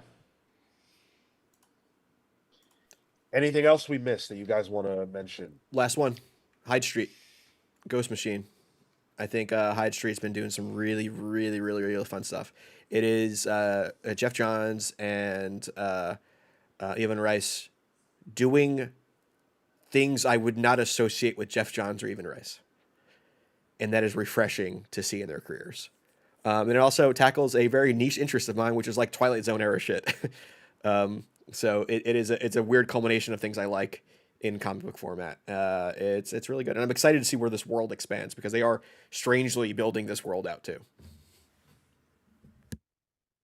Hell yeah. Love Hyde Street. So yeah, the indies are thriving right now. Yeah, Marco, did you guys have the last chat good. you wanted to do? Yeah. I'm good. Yeah, the indies are thriving right now. There are so many great books coming out in this space, and they're a lot of fun to read. And I know there's not a lot of money, that people have, but there is a reason to pick up some of these titles that we've shouted out in chat. There's a lot in chat that you guys can see as well, people making these shout outs. So don't sleep on non-Big Two comics because they're pumping out a lot of heat.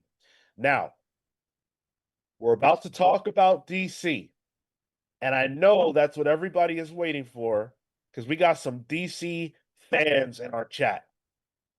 However, I am going to make you wait another minute or so. You can set your watch to it. It might even be less than a minute because right now I need to take a moment to shout out our patrons. This is a podcast that is sponsored exclusively by you. You who super chat, you who are a member of our Patreon page, which is the absolute best way to support the show. You guys make this possible. So I am going to quickly run through these shout outs. Special shout out to our PalsVerse legends, the Hound of Justice, Atomic Hound, Starcross, Catherine Stars, Red Spiral, Spiral Storm, Adam and Bernie the Best Boy, the Spear of Judgment, Jay's Jumble, Jalen the Sanguine Sorcerer. And thank you to PalsVerse members, the Night Stalker, Harris Tajinski, Brian Demolisher Del Pozo, Kefis the Incorruptible, Momentum Mike Elliott, Dan the Truth Trudeau, Marley Manastorm, Slowflow Dameron, who has just released a new YouTube channel that I think you guys should check out. He is sort of doing a little bit of a refresh. He's got so many things he wants to talk about that he is branching off. So that's youtube.com/whataboywonders. So check out his YouTube channel. Also, Christian Uncaged, who I see in the chat, always happy to see you, always laughing. The Spear of Justice, Izzy's Issues, is also here. The Great Destroyer, Hyper Viper 89, Robert Runback, Cashaback, Pete the Dream River Collins, James Just Jamming Jones, Paul Powerhouse Smith, Andrew the Galaxian Smith, Neon Knight, the Cosmic Avenger, Matthew, the Shade Cosmo, BJ Kicks, and the Living Blade Boss from Deer. If you didn't hear your name, you will later. I promise. I'm sorry we didn't get to it last week. We will this week, including a new origin. So all of that is coming. Thank you all so much for hanging out. Hit the like button. Subscribe to the channel if you haven't. Make sure you guys do both of those things. Okay, DC. We love DC here. DC's been killing it, as Roboter said. No question about it. We've got to celebrate these comics, man. I was looking once Marco sent us our spreadsheet, our data, when he turned our love of art into numbers and a binary. Cold hard digits. Yeah. Oh God. There is one word that I saw over and over again, and all three of our lists that I saw, and I can assume it's on Marco's too. Absolute. Absolute across the board has in 2025 got into high gear. You know, tail end of 2024 is when we got Batman, Wonder Woman, Superman, but they really started to kick in post 2025. And then we also got Green Lantern, Flash, and Martian Manhunter. But man, some of these things are real good. I mean, right off the bat, Absolute Batman, better than I could have expected. In the sense that like Snyder is doing something different with Batman, which is what I was poo-pooing when it was announced. I was like, all right, well, I already had Snyder's Batman. I don't care. I do care. It's very good.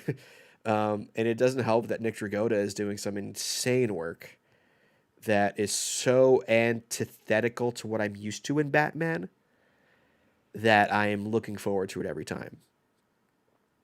I'm loving Absolute Batman.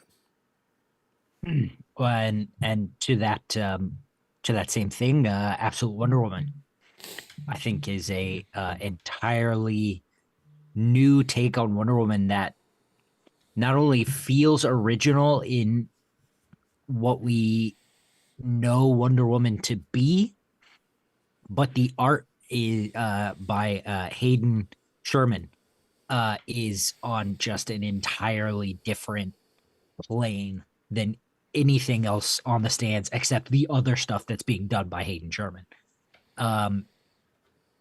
The Absolute Wonder Woman is it's doing a lot more work inside the mythology of Wonder Woman, but not in the same way that's been done before.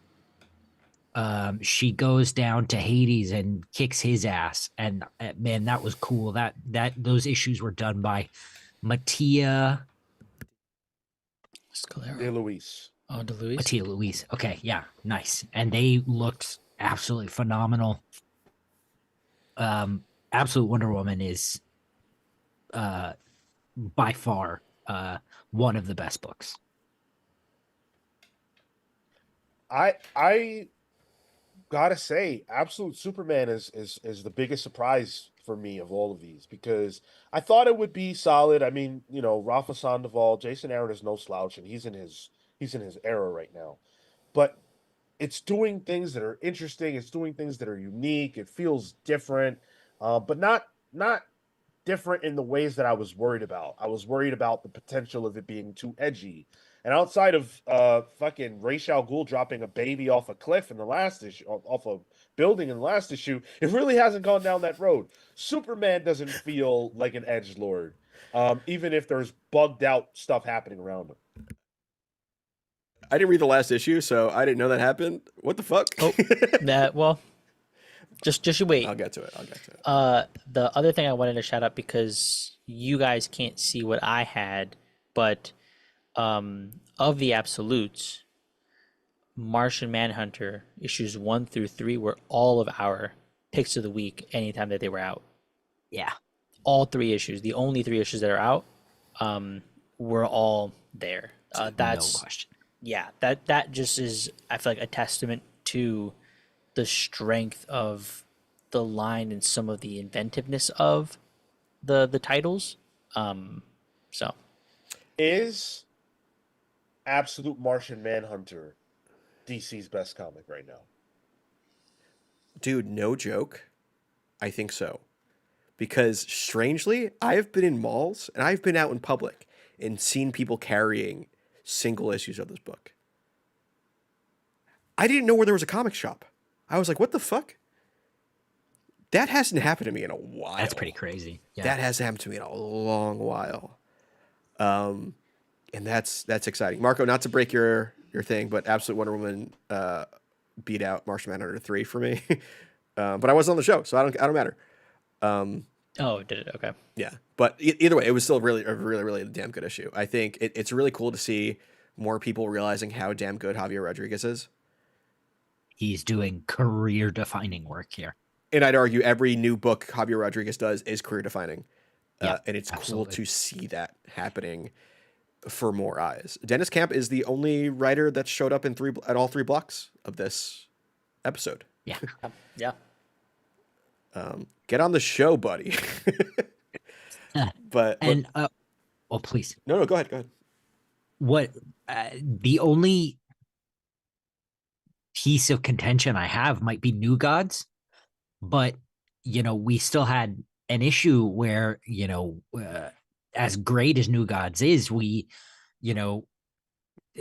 I think we collectively have all had an issue where we've gone, I wish this would do something a little quicker, but then the next issue picks it up on whatever on whatever issue it's on. For me, I think it was 4 into 5. But Martian Manhunter has been banger after banger after banger. David Melendez Doria here says, non-comic book pods I listen to have plugged Absolute Martian Manhunter. Only time I've noticed that happening for a comic that's not nonfiction or a memoir. I reconnected with I was talking to a friend I haven't really talked about comics in years the other day, and I mentioned this book. He's like, oh yeah, I picked it up. This is a Martian Manhunter book we're talking about. It's so cool that Murphy's reading comics again. That's not him. Marco, what were you going to say?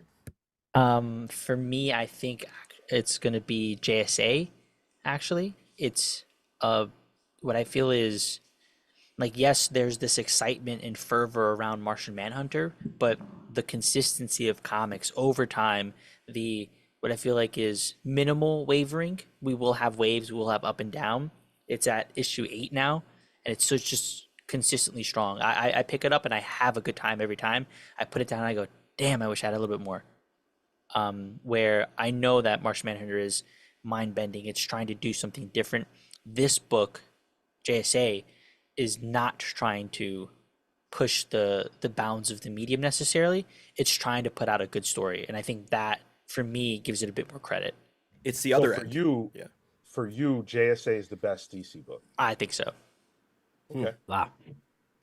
Well, I think you're right, Marco. It's leaning into the comic. Like Marsh Manhunter's reinventing the wheel. This is saying the wheel's great. Let me show you why the wheel's so good. Right. The wheel's so good. It's been good for 70 years. Yeah. Here's why. Yeah. Yeah, I think Absolute Martian Manhunter is the best for me. It's the best DC book because it just doesn't miss. And I've sung the praises of Absolute Batman, which I think is going to be looked back on very, very fondly. Yeah. But man, there are a lot of great Batman stories. There are not a lot of great Martian Manhunter stories, at least not where it's just him. So very impressive. Not only is there not a lot of great just Martian Manhunter stories, there's not a lot of Martian Manhunter stories. Right. Yeah. Out- This is the seminal run. Yeah, like I think he's only had an ongoing solo book 2 times, 3 times max. No, more than that, but they haven't hit the way this is. Yeah. Yeah. Non-comics podcasts talking about Martian Manhunter is a wild thing to hear. Uncaged rather says his favorite DC book is Detective Comics. That's Is that the PKJ or is that Tom Taylor? That's the Tom Taylor of it. That's Tom Taylor. Yeah. Any of It you is guys very reading good. it? Sorry? Any of you guys reading Detective Comics? Yep, it's very good. Agreed. Yeah. It's Michael Janin on art. Shu Patel says Batgirl is the best book. Oh, I dropped it. It's good though. Just I can't buy everything. do look forward to Batgirl when it comes out. contrary to popular belief, Sean can't buy everything, Yeah. I draw the line at Batgirl. Wow. which is wild. But Batgirl is very good. It's a very mom-daughter story and the idea of legacy and relationships between family. But also ninjas.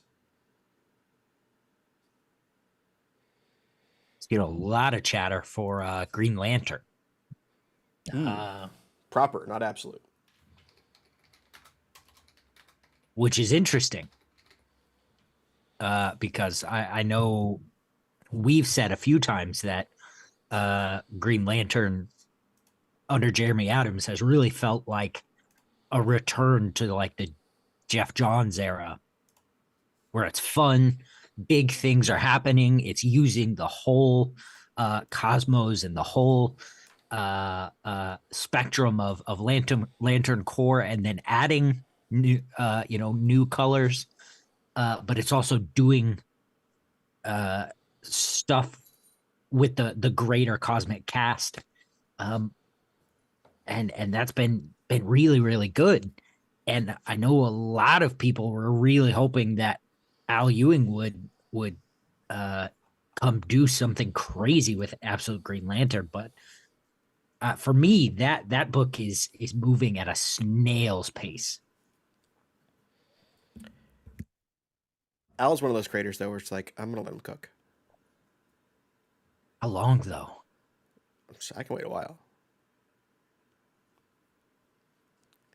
Mainline Green Lantern is, man, it is a joy every single issue. It's so pleasing to read. It's not the same feeling, but it's a similar feeling to the one that I had when I was reading Zeb Wells Spider-Man, where every time I read it, it's very fun. And it's just it's exciting. I get hyped when I know I'm going to read that comic book, and that's not a feeling that I always get. So it's not doing anything revolutionary. It's just great stories, great art. Gavin makes a good call out here, actually. He says, "Where's the love for For Batman and once. Rob?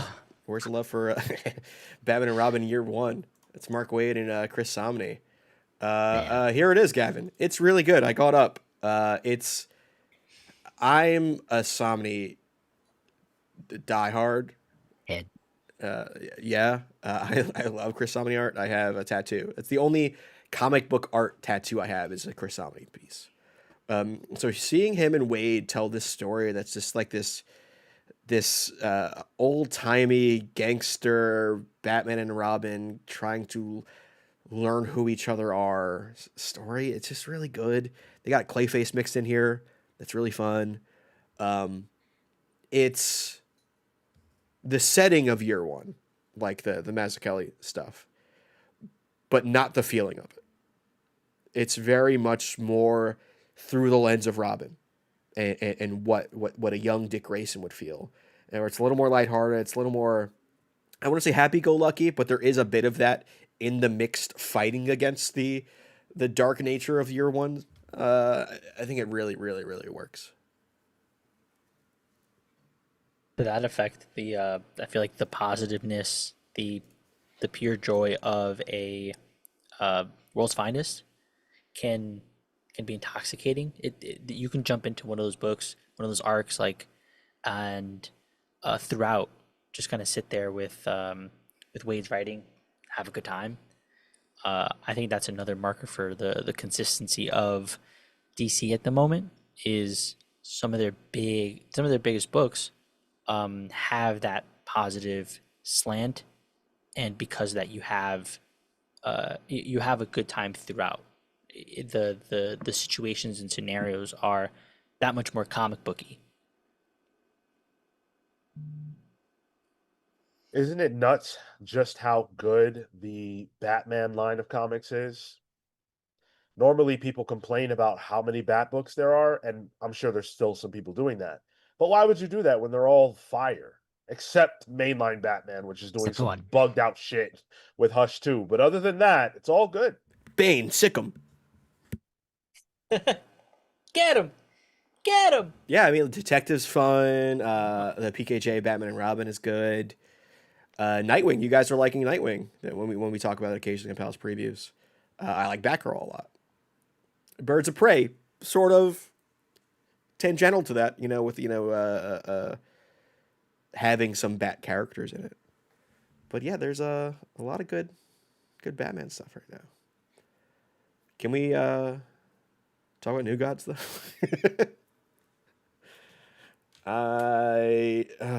New Gods is teetering on my favorite book right now. Yep. I love what Ramvi is doing here. New Gods is one of those properties that I just really wish I could have gotten into. And I'm not daring enough as Cale to do the archaeology of, going into the Kirby and stuff. Because I read so many weekly books that it's hard for me to go back and read other things. So finally having a place where I can get that flavor through the lens of Ram V and all of his best artist friends doing their stuff in this. We had it was Felipe Andrade last issue. We had the Andrew McLean issues, if you remember that. Yeah. And then in the middle, Evan Cagle was drawing some really, really good stuff in here that looks like nothing in comics. That I am, every time this book comes up, I'm like, oh, hell yeah, I'm excited for this. It's wild that I think my two favorite comics right now are a Martian Manhunter book and a New Gods book. Wait, who are you, Marco? I don't know. Yeah, I'm having an identity crisis. Wink, wink. And like even when Marco sent me the stats, mine was heavy DC. That is wild to me. Yeah. I don't think I've ever seen it like that. Like I'm not even reading the titles. I'm just looking at the chunks. And my stuff is mostly DC, which is nuts for me as a Marvel guy through and through. Yeah, I love New Gods. And a part of it is really loving Mr. Miracle from a young age, and then like doing that Kirby deep dive sort of inspired by Atomic Hound's Legion deep dives and stumbling across this omnibus I have. But the thing that I really love about it is like getting to do this archaeology for me has been it I wouldn't say it necessarily enhances what's coming out now, but it's definitely adding more to the world of DC that I didn't know about going backward. And it's making me appreciate what Rom is doing even more, because while Kirby was uh laying foundation, uh it's not like deep, or it's not crazy deep. Is it a bit Old Testament, New Testament for you? It's a bit it's a bit more like only going to church on Easter and Christmas The Irish Catholic way, yeah. and then joining seminary. Like, you get the hits, right? But then you go into seminary and you're like, oh yeah, when Paul got the scales taken from his eyes in, whatever city he was in, it was actually eagle feathers that he had to claw off with the, and it's like, what? It's just he's adding so much more to it. And the art is just like bananas. It's making the mythology of it more ethereal and more oh, there's a word I'm looking for, more godlike, in that it's extra. But at the same time, he's solidifying it, Yeah. which Yeah. I think is a hard tightrope to walk.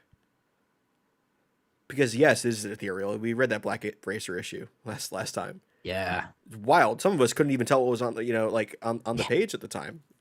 Me too. But it's still solidifying the concept of what's happening in the book, and the idea of the lore behind New Gods. Yeah. Kurt Wildchip points out, admittedly, I'm struggling with the pacing of the Earth segment of New Gods, and I definitely feel that. But I have to imagine we're kind of circling to that now, because now the New Gods led by Highfather are like crash landing on Earth, right? So I have to think we're headed there. The teams are meeting now, so Yeah. it's going to be the whole group. And I think so what you're saying about solidifying this greater mythology and sort of narrative, I think there has to be a really tight balance of not getting too conceptual. And I think that's where I've struggled with the book. Is I love the idea, I love the concept, but then it feels like it almost escapes me a little bit. And that tied with the pacing are the things that kind of brings the book down a bit for me. But it's strong. Yeah, I'm with you, Marco, for sure. Did we miss anything, DC? Oh, Superman. We can't neglect to talk about Superman, which has been on fire lately. Joshua Williamson's Superman stuff has been excellent.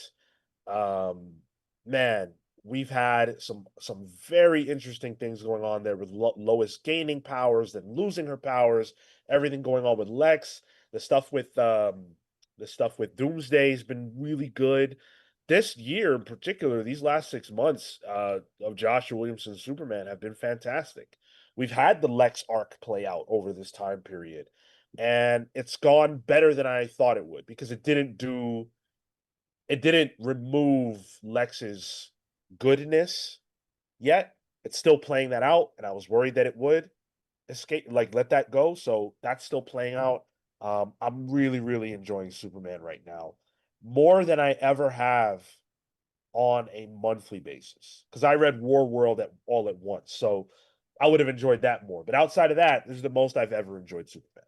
I think it also it has multiple artists, which normally I would lambast, because even in some of the issues, there's multiple artists in the same issue, but it kind of works.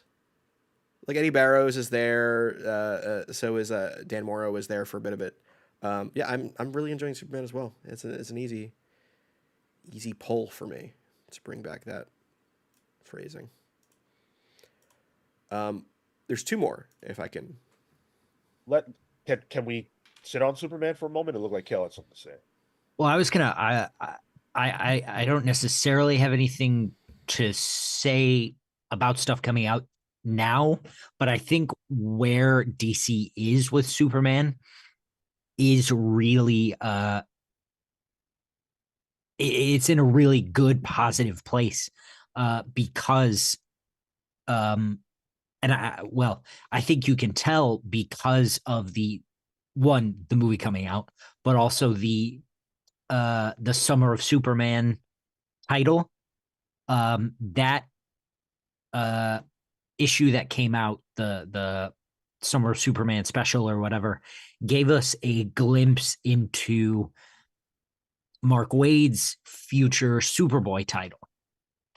Future meaning upcoming Superboy title, where we're gonna see and sort of reground Superman in his roots as Superboy in Smallville, learning how to use his powers and everything, and then ostensibly probably get to the Legion, where he's gonna see, who he is and what he becomes. But I think that's a very good sign of creators who really, really care about who Superman is, how he's portrayed, and the longevity of that character, both forward and backward. I think that the Summer of Superman has just started.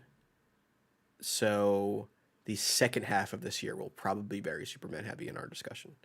So like we're not talking about too many Superman books right now, but I think Palias has a chance to have a lot of Superman books be up for potential stuff like Supergirl, Crypto, who knows? That Mark Waid Superboy stuff, yeah.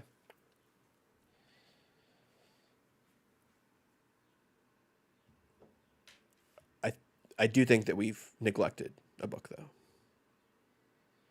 And that's Batman Dark Patterns. Oh. We've had the Voice of the Tower arc that's happened in the most recent 3-parter with Dan Waters. well, I was going to say Scarface. Oh. Scarface, the ventriloquist dummy, kind of inhabiting this apartment building. But written by Dan Waters, art by Hayden, the aforementioned Hayden Sherman. The book is wild. Yeah. It's such a different, it's weird. It's such a different flavor of Batman in terms of the fact that like we're not getting right now the detective, the street level stuff that I think superhero Batman kind of loses sometimes. But man, the Dan Water stuff is good. The Hayden Sherman stuff is great. So I think we're all pretty excited whenever this book shows up. I think it retains its comic booky. There's a bit of like hokey Silver Age to it, and I'm reminded of in that first arc where Batman's just walking out on like a suburban street, in broad daylight. Like the imagery of that is silly, and I think that the team is willing to play into the almost like tropey golden age things, the silver age stuff, just like the wackiness of it, but take that seriously so that it adds such stake and seriousness. That series is exciting. That's like a top read every time that it comes out that week. And I think across all of ours, at least one issue or two issues, actually two issues at minimum of Dark Patterns has been our pick of the week. Oh, except Cale. Wrong. Ari? That has to. There's got to be reasons for that because I love that book.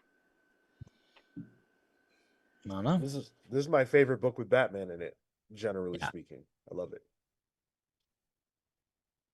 Okay. We talked about the major DC books. I see chat. I see people talking about Cole says Green Arrow. Green Arrow's fine. Hayden's Hideout shouts out Two-Face. That's fine. Common Sense wants to know how the Flash is. I wouldn't know. Anybody reading the Flash this year? I don't know when. No, 6 months, not yet. Okay. So we're not even up on that. But I think based on this 2+ hour conversation that we have had, what we have illustrated for you is that just the half of the year that has gone by so far represents an incredible amount of great comics. More than I can ever really recall. Like, if there were a year where there were this many books to shout out across the year, that would be a pretty good year. And we're not even fully halfway through. There are tons of great books yet to come. And some of these books are all like Absolute Martian Manhunter is only 3 issues in. New Gods is only 5 issues in. What are we going to be saying about these books when they get to their 10s and 12s and everything like that? Yeah. My critiques gives a good point though. So comics are dead, right? Ultimately, yes. Absolutely. Energonly. Nailed it. Yeah, I think it's one of the stronger years in comics for me in a long time. We have trouble, like we just displayed it when we were talking earlier about how New Avengers has to be on the poll. Like, there's so many big books that come out week to week, and good books and varied books, that it's almost an overabundance of good stuff in comics right now, which I guess is a good problem to have. Great problem to have. Well, Eating good. wallet wise. Well, wallet-wise, I guess in terms of the consumption of good media and the potential to consume more of it, yeah, easy. And to that point, also the fact that there's something for everybody. There are a ton of great DC books. You don't have to read them all, but if I drop Batgirl because I've got to make cuts somewhere, it's still good that the book is great. And for those whom that is their best book or whatever the case is, it exists for them. Yep. We are in a really, really good spot for comics. And so do not come to this channel talking about how there ain't no good comics to read. Shut up. All that means to me is that you have bad taste or you're disingenuous. Pick your poison. Skill issue. Find them. They're there. And you know what? So I'm getting a part-time so I can afford buying more comics. I mean, that's a failure of capitalism, I think. But yeah, whatever. Supply and demand. Marco, there's no chance in hell you could fit a second job into what you do already. No way I can do Can't it. even fit in his only job. In. Yeah. He'd have to get into content creation if you catch my drift. Hey, only pals? We've got a lot more show to do, so stick around.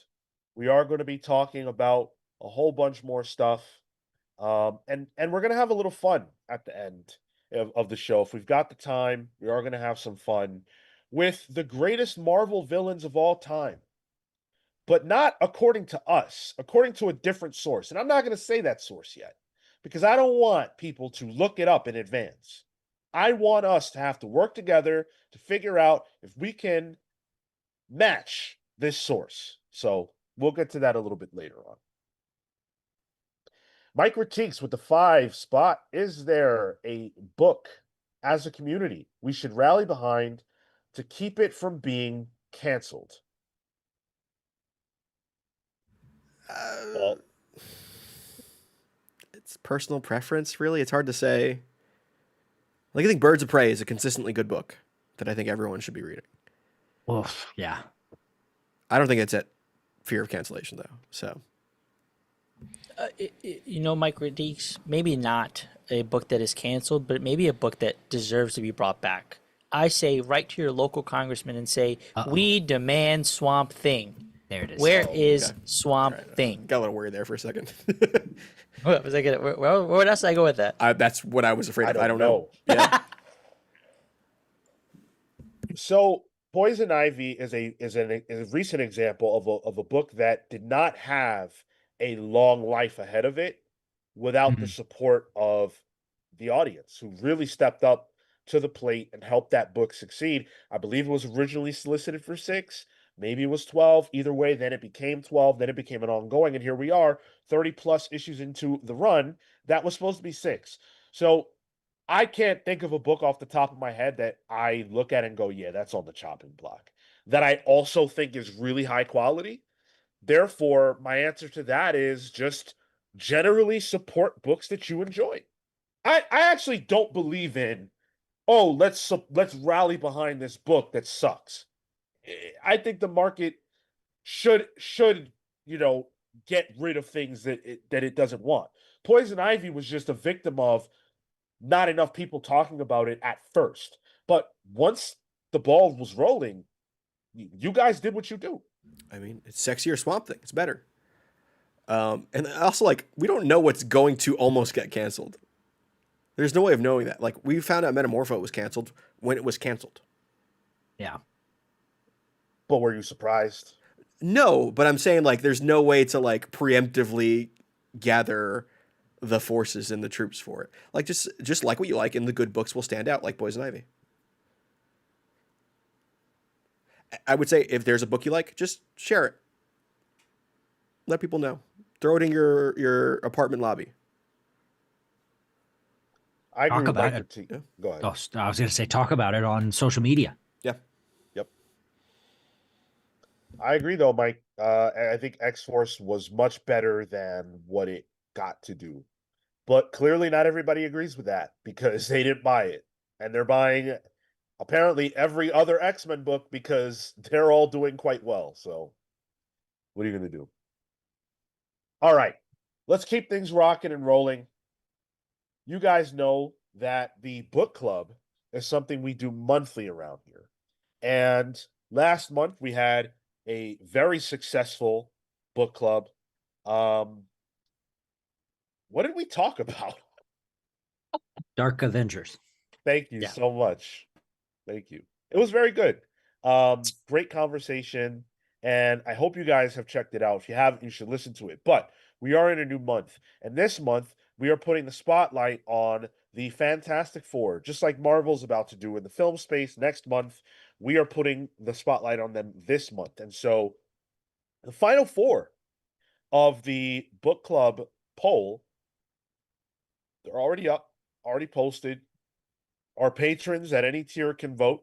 And the 4 options that you have are Jonathan Hickman's run on Fantastic Four, Mark Waid and Wieringo's run on Fantastic Four, Stan Lee and Jack Kirby, and 1, 2, 3, 4, which is a Marvel Knights story from the Fantastic Four by Grant Morrison and Jay Lee. Now, we are not going to read all of any of this except for 1, 2, 3, 4 because it's the shortest of all this stuff. It's all way too long. So whenever the winner is chosen, we'll have to, if it's not 1, 2, 3, 4, we'll have to curate the exact books that we'll read. Some of you, when you made your nomination, you included a reading order, and so we may use that. Depends on how we're feeling, but those are your 4 options. Some good choices. Could be the first time we tackle Lee and Kirby. Yeah, someone asked maybe it was on Thursday, but someone asked if that was the oldest book we've done on the book club. I think or will do on the book club. I think it must be. Yeah, if it wins, I think it would be. I think at the current moment, the oldest book club book we have done is Crisis on Infinite Earths. 85. Yeah.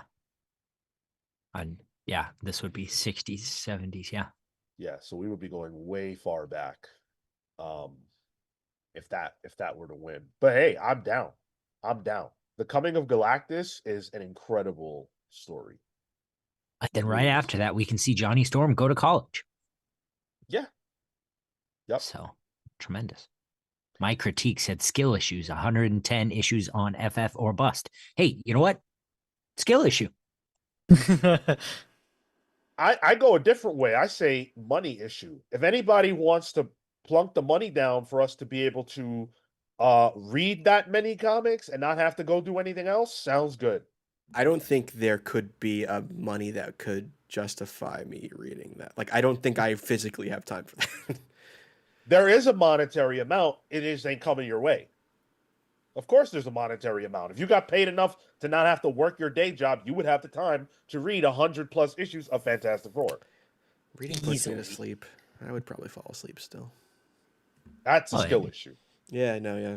Nobody said you can't fall asleep. You just got to get the book done. But in the spirit of the Fantastic Four, this month, the theme of the show will be Fantastic Four based. And so we are going to do our favorite Fantastic Four characters. Now, I want to explain what I mean by that because I don't want anybody to be confused. I'm not asking you to rank the 4 Fantastic Four members. This is about the Fantastic Four ecosystem, so to speak. So the characters who directly spawn from that, like their literal children, or characters who became villains in the Fantastic Four stories. So like Doctor Doom would qualify, Galactus would qualify. They're consistent allies. So Silver Surfer obviously would qualify for something like that. Black Panther made his debut in the Fantastic Four, so that would qualify. Anybody who you commonly associate with that group is fair game. Any questions? I was excited to rank our top 4 Fantastic Four characters, but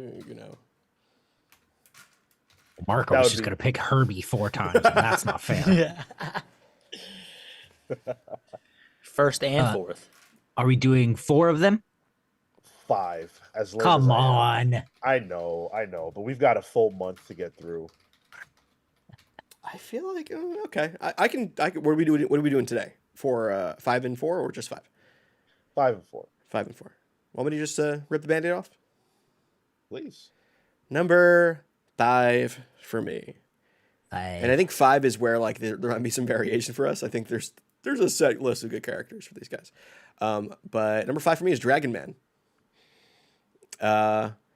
I love Dragon Man as a character. That's one of those characters where like I remember reading Dragon Man issues in comics before I was reading comics. Like I just remember, oh, this is purple dragon guy, the Fantastic Four fight. This thing is rad. But then you get into Hickman stuff where he becomes more of an extended family member in a way. He joins the Future Foundation, becomes a professor for the Future Foundation, and has that relationship with the Future Foundation kids. Not even just Reed and Sue's kids, but like all the extended kids as well. With like, I think Morph, not Morph. Who's the mutant? He steals your card's abilities in Marvel Snap, Sean. Leech. Leech. I think Leech was a part of that group of Future Foundation kids. He was. Yeah. He was. All of those guys I really like. And then the relationship between like, here's this reformed villain android dragon guy who is trying to do better. And he's just like the trope of smart beast I love. And that's what Dragon Man is. He's this beast of a character who's a genius and a gentle giant. And then a not so gentle giant coming in at number 4 for me is Galactus. Galactus is a force of nature. He is the eater of worlds. That man is a munch. But it's one of those like most comic booky creations that Kirby and Lee did that is just cemented in my brain. The idea of there's this eater of worlds coming to destroy Earth, and how do our heroes stop him? The answer originally was a Deus Ex Machina called the Ultimate Nullifier, but who cares? It's comic books. And I like how that's, they've expanded Galactus's, what he is in the larger context of the Marvel Universe. He went from just tall guy who is bad to a necessary evil in the grand cosmic scheme of the universe. And how he's like the one consistent across the multiverse. It's just really good stuff. Those are my number 5 and 4, Dragon Man and Galactus. Oh, next, quite the limited knowledge on this one. So I'm glad I only had to pick one more outside of the 4. Start with that. My number 4, Vive, is Johnny Storm. I feel like of what I've read, he doesn't always get the most play and like growth. What I've seen of him also comes from his crossovers with Spider-Man in like some of the earlier comics, and in that he's a bit playboyish, very unruly in brash, and so there are always these like jokes about the women he dates and the misadventure he can kind of get into. But I feel like it's one of those characters that I haven't dug as deeply into, and I've seen him also as a loving uncle, which I think is the only other side to which I've seen. And so, yeah, I think he's at number 5 just because I feel like I don't know enough about him, and I really want to come into contact with a run that can help express him a bit more. Sean, clarifier. I thought we couldn't do the 4. No. You're not limited to them. Oh well, I'm not doing the 4. That's my list. I think I'm gonna avoid it too. I don't need these rookie pulls like Marco needs. Keep the training wheels on. Let him. His bike has 4 wheels, actually. Yeah. Once we read this run, trust me, they're coming right off. Number 4 is also Galactus. I like the gears turning. Galactus, as mentioned, is just this overwhelming power.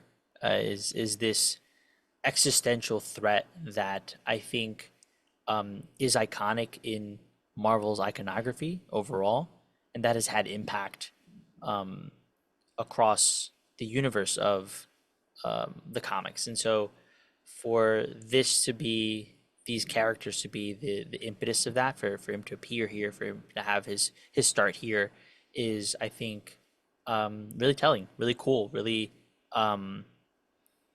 at least for my part, it will be something that expands beyond the scope of the Fantastic Four, and so for that, number 4. Lovely. Well, at least it wasn't. I like Big Purple. Oh, That's what you mine like Big was. Purple. My number 5 is gonna be Doom. Doom has been there, since well, maybe not day one, but he's been around as Reed's primary antagonist for so long that he has evolved into an interesting character in his own right. And his toiling with magic to rival Reed's mastery of science, I think is one of the most fascinating aspects of the character, in the way that it works against Reed. There's I believe it's toward the end of Mark Waid's run, Doom goes to hell and Reed follows him, and they have to duke it out in hell, and it's just rad as fuck. Doom has had his ups and downs. Secret Wars is a place where Doom really, really shines, and you can see who he is and why he is a tremendous match for Reed. And I think that this ongoing event, the One World Under Doom, up to issue 3, however it's going to turn out, I don't know yet, but it's really showing that he's a bit like Lex Luthor, in the way that like he could do so much for the entire world if he wasn't obsessed with Reed Richards. And One World Under Doom really shows that he could do it. And right now, as we're reading this, number 3, he is doing it, and he's doing it despite constant threats from the Avengers and the Fantastic Four, and he's showing the world who he wants them to see him as. And I think that's so cool and consistent with who he is, with who the character is, despite taking it a slightly different at a slightly different angle. It was just cool. And my number 4 is going to be another softball pick, Spider-Man. I really love his relationship with Johnny Storm, and if you if you're one of these people that ships them, I 1000% am on board with that. If ever there were an old married couple, it's Peter Parker and Johnny Storm. I really there are only a few examples of like really good best friends in comics, especially right now. But I think Peter and Johnny being like of a similar age and like a similar like temperament, even though like Peter's super brainy and Johnny's the kind of dumb hothead. They like they're in they're into the same women, the same type of women. They pull the same amount of women. Like the only difference is Johnny Storm can grow a mustache, and they're just they're really good friends, and I think that's so important, and it's something that we miss a lot. It's just two buds hanging out in comics, and when Johnny dies in Hickman's run, spoilers, I guess, there's a whole issue devoted to Spider-Man talking to the kid, Franklin. Franklin. Thank you.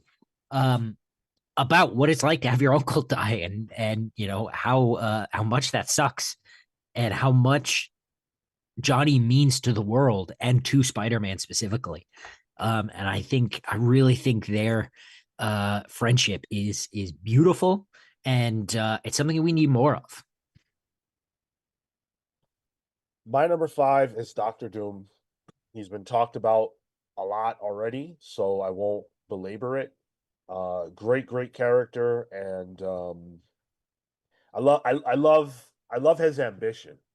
That's probably my favorite aspect of Doom's character. He's so ambitious and believes in himself so much that there's really nothing he can't do, just off raw belief. And that's cool as fuck. And I really like that aspect of his character. Doom will not be denied.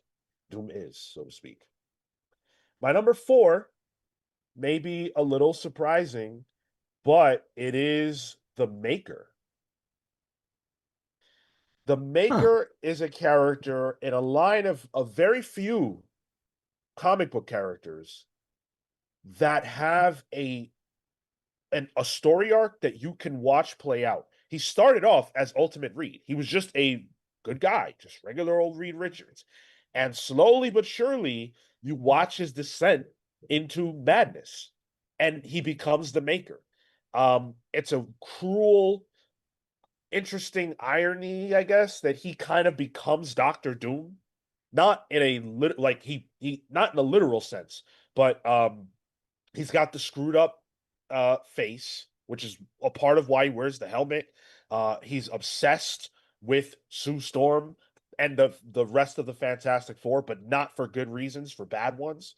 And now we see him as the ultimate threat of this new Ultimate Universe that he created.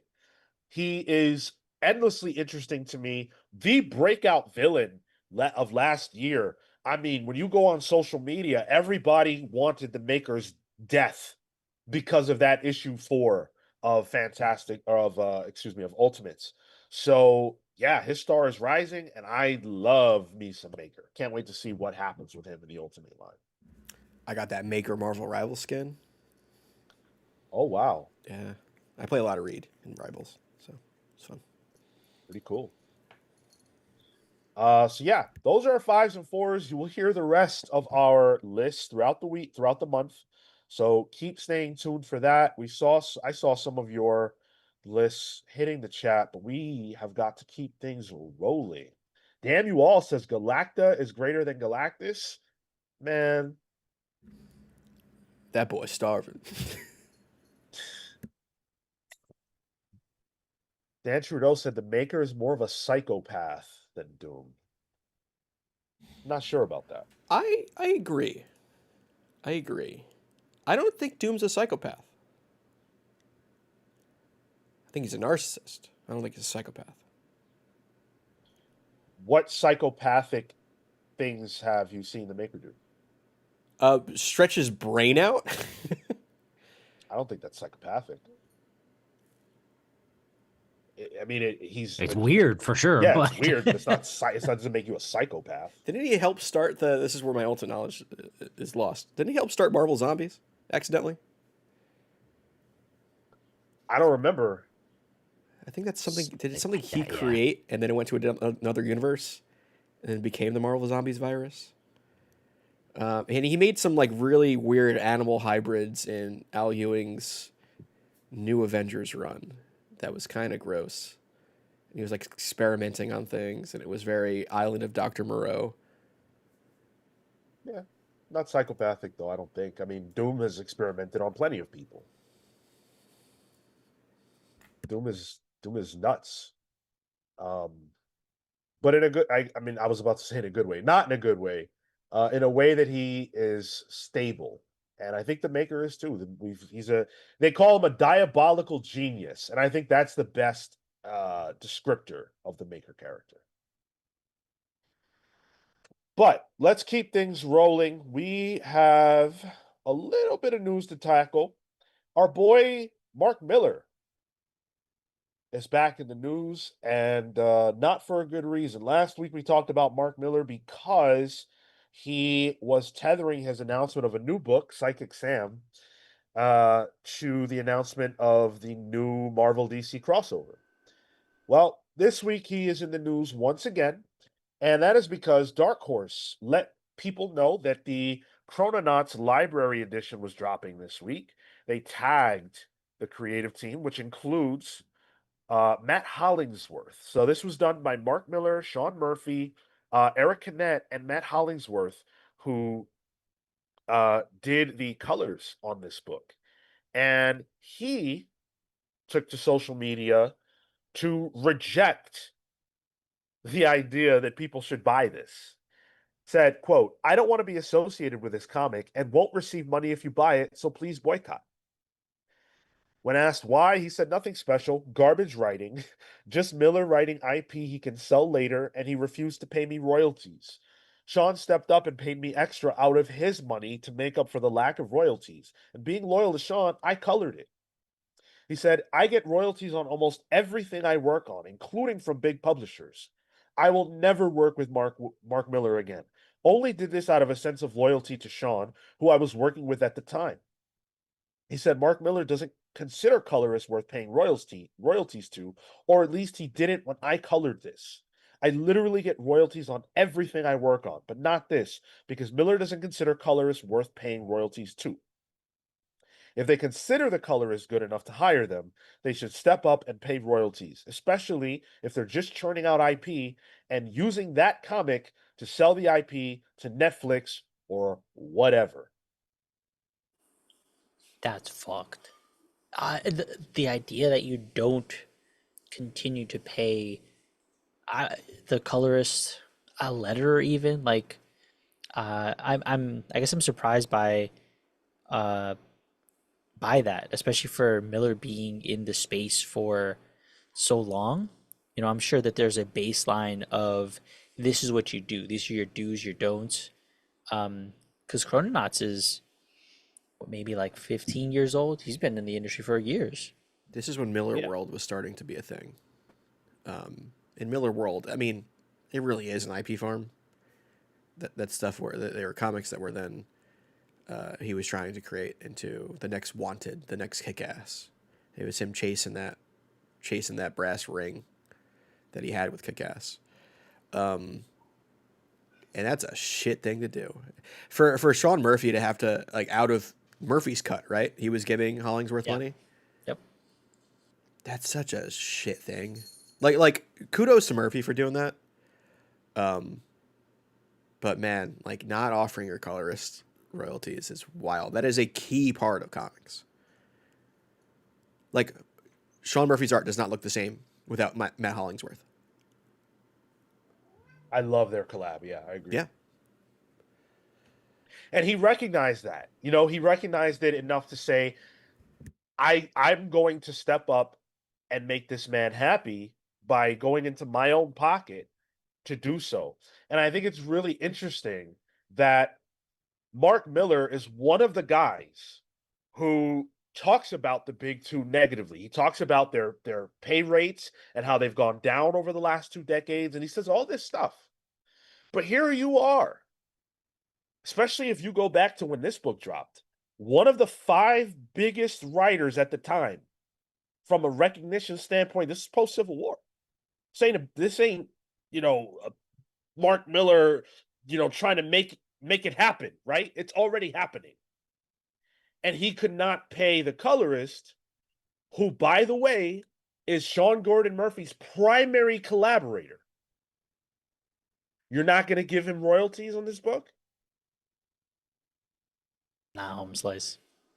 Dude, when you live in a glass house, when he's on social media talking all that shit about the big two, Matt Hollingsworth is here saying, hey, the big two give me royalties. Yep. The only thing that matters to Mark Millar is money. That's the perception I've gotten the past couple of years from the guy. This helps solidify that. I mean, the whole Psychic Sam, is that the book, the Kickstarter book? And the channels he was on for that are known for grifting, or at least promoting grifters. I'm out. Millar can kick rocks for all I care. Not my thing. Kudos to Matt Hollingsworth for speaking up, because that's a big name to speak, out of turn to on the internet. And good job for pushing for yourself there. I mean, Hollingsworth is a name into his own, so. Yeah. And he didn't get that name coloring Mark Millar. Yep. It's funny because, we always talk about the artists needing their recognition, and we need to do better by artists, but colorists, I mean, a lot of times they sit at the bottom of the barrel. They don't get mentions. They're struggling to get on covers still. Not all covers showcase who the colorist is. And I expect it. I'm not saying I like it. I'm not saying it's good. I would expect that from the big two. If this were a story about, if Matt Hollingsworth was saying the same exact thing about Marvel, be like, all right, well, we know this, we've seen this. I'm not surprised.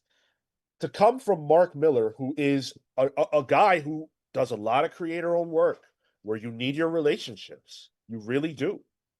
To have this be a part of what he is known for is not a good look. And he's the artist guy. All he does is talk about how much money he makes for these artists that work with him. Are colorists not artists then? Yeah, Hayden Hideout shouts it out here.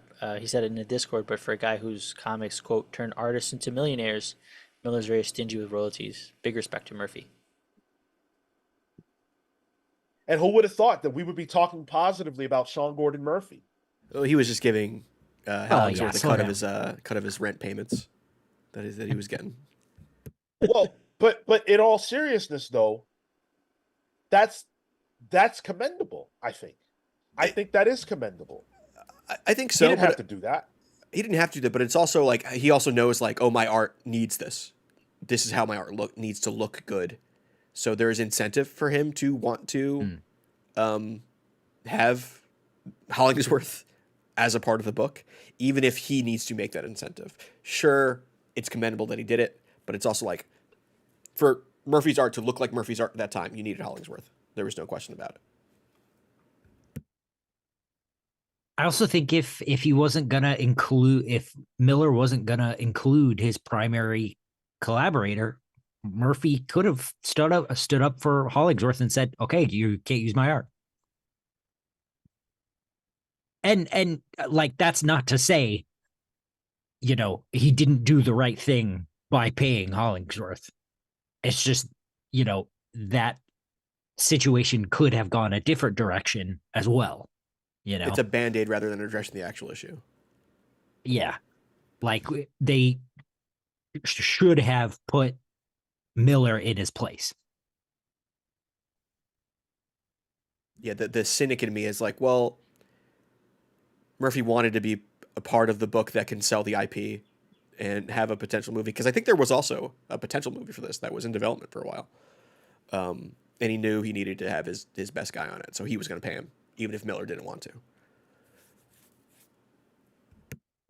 Pete Collins says, everyone that works on a comic deserves credit and pay. Everyone on the cover, everyone should get royalties for their contribution. Gavin says, we don't know if he fought, and hopefully he did, but ideally he would have fought for Matt at the contract level. Look, we don't know the realities of all that behind the scenes, and I'm not interested in speculating on any of that. All I know is that Sean Gordon Murphy stepped up for his collaborator in an industry where that doesn't always happen. Yeah. It's a fact. Doesn't always happen. Yep. And we can say he needed to. He actually didn't. Sean Gordon Murphy is a superstar, and he was 15 years ago. He can do anything he wants to do. So the fact that he did this shows that he has a respect for his collaborator beyond just his talent. And that is how you step up and support your fellow creators. So good on him. Shit for Mark Millar. And unfortunately, it's another sign in a line of signs that show that this guy might not be a great guy. Human being, great creator, fine. Human being, different conversation. In business. I mean, business, but like also the decency to put that into business. So like, I don't know, man. Uncanny Suit has a good point. It's a problem we're seeing all over the society right now. People climbing up the ladder and pulling it up after they're clear. Yep. It's not like Mark Millar doesn't know what it's like to have to rise up the ranks. Of course he does. But colors aren't important in comics. That's why there are so many black and white comics that we all read and enjoy today. Purely. It's fucking stupid. Stupid. Hey, speaking of stupid, we've got some problems with Diamond. Never thought I would say that. Oh, we back. Diamond has been forced to cancel all orders from Marvel, Boom, Dark Horse, IDW, Distillery. The list goes on and on and on and on. Now, this part is not exactly the fault of Diamond, because Penguin Random House is no longer allowing Diamond to be a sub-distributor or a distribution option for their exclusive comic publishers. Now, if that doesn't make any sense, let me explain it. So, Penguin Random House has an exclusive contract with Marvel and etc., right? To publish their books.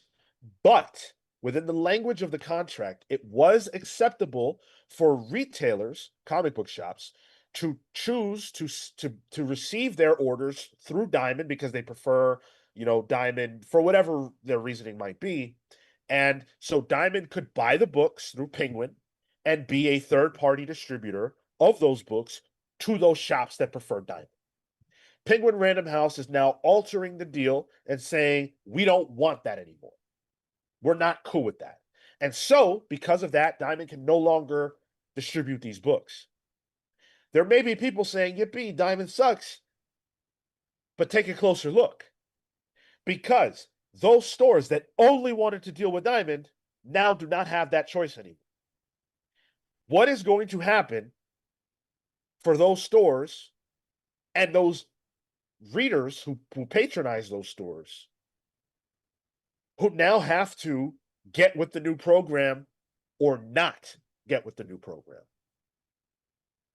We all said more distribution options are good.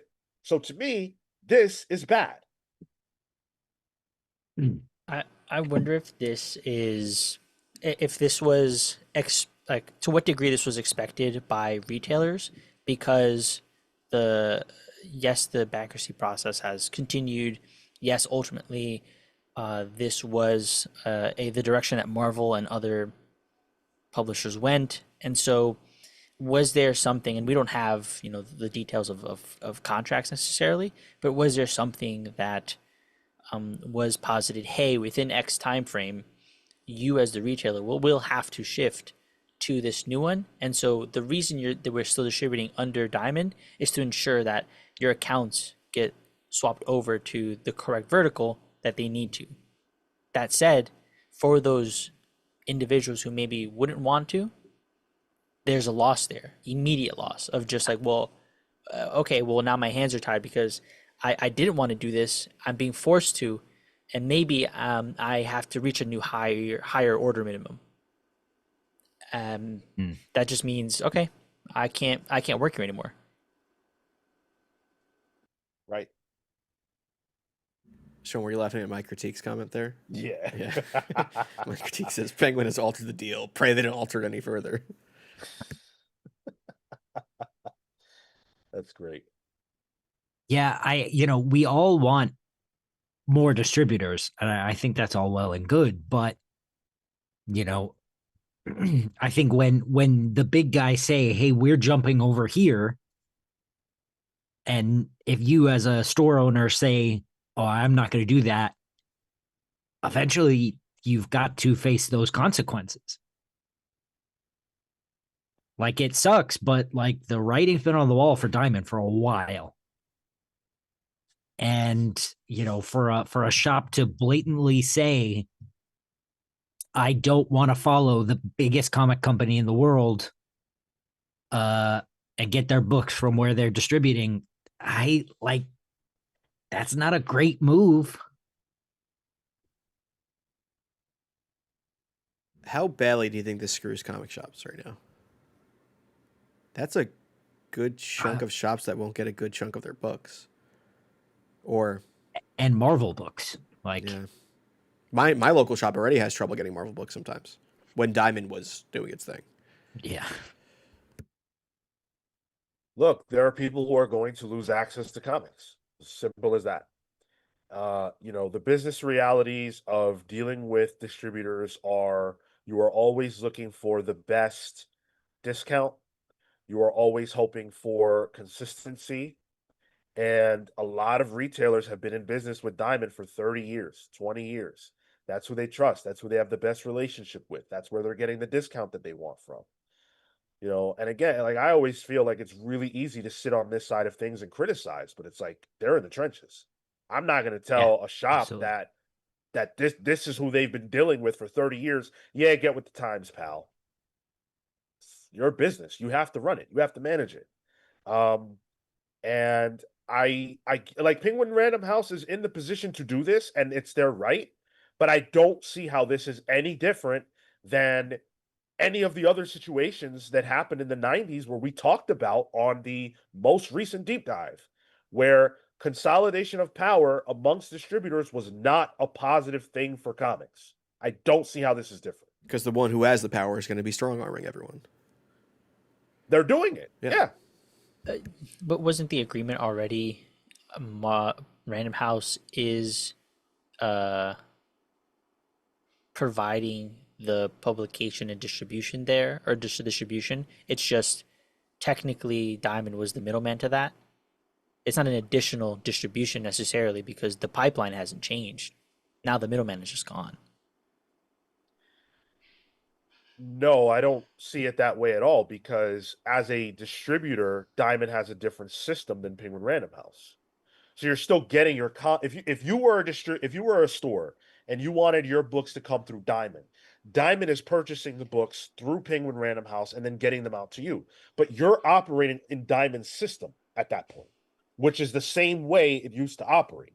The fact that there's an exclusive agreement with Marvel doesn't automatically mean that you cannot get your books from another distributor as long as Penguin allows that. This is them saying we will no longer allow that.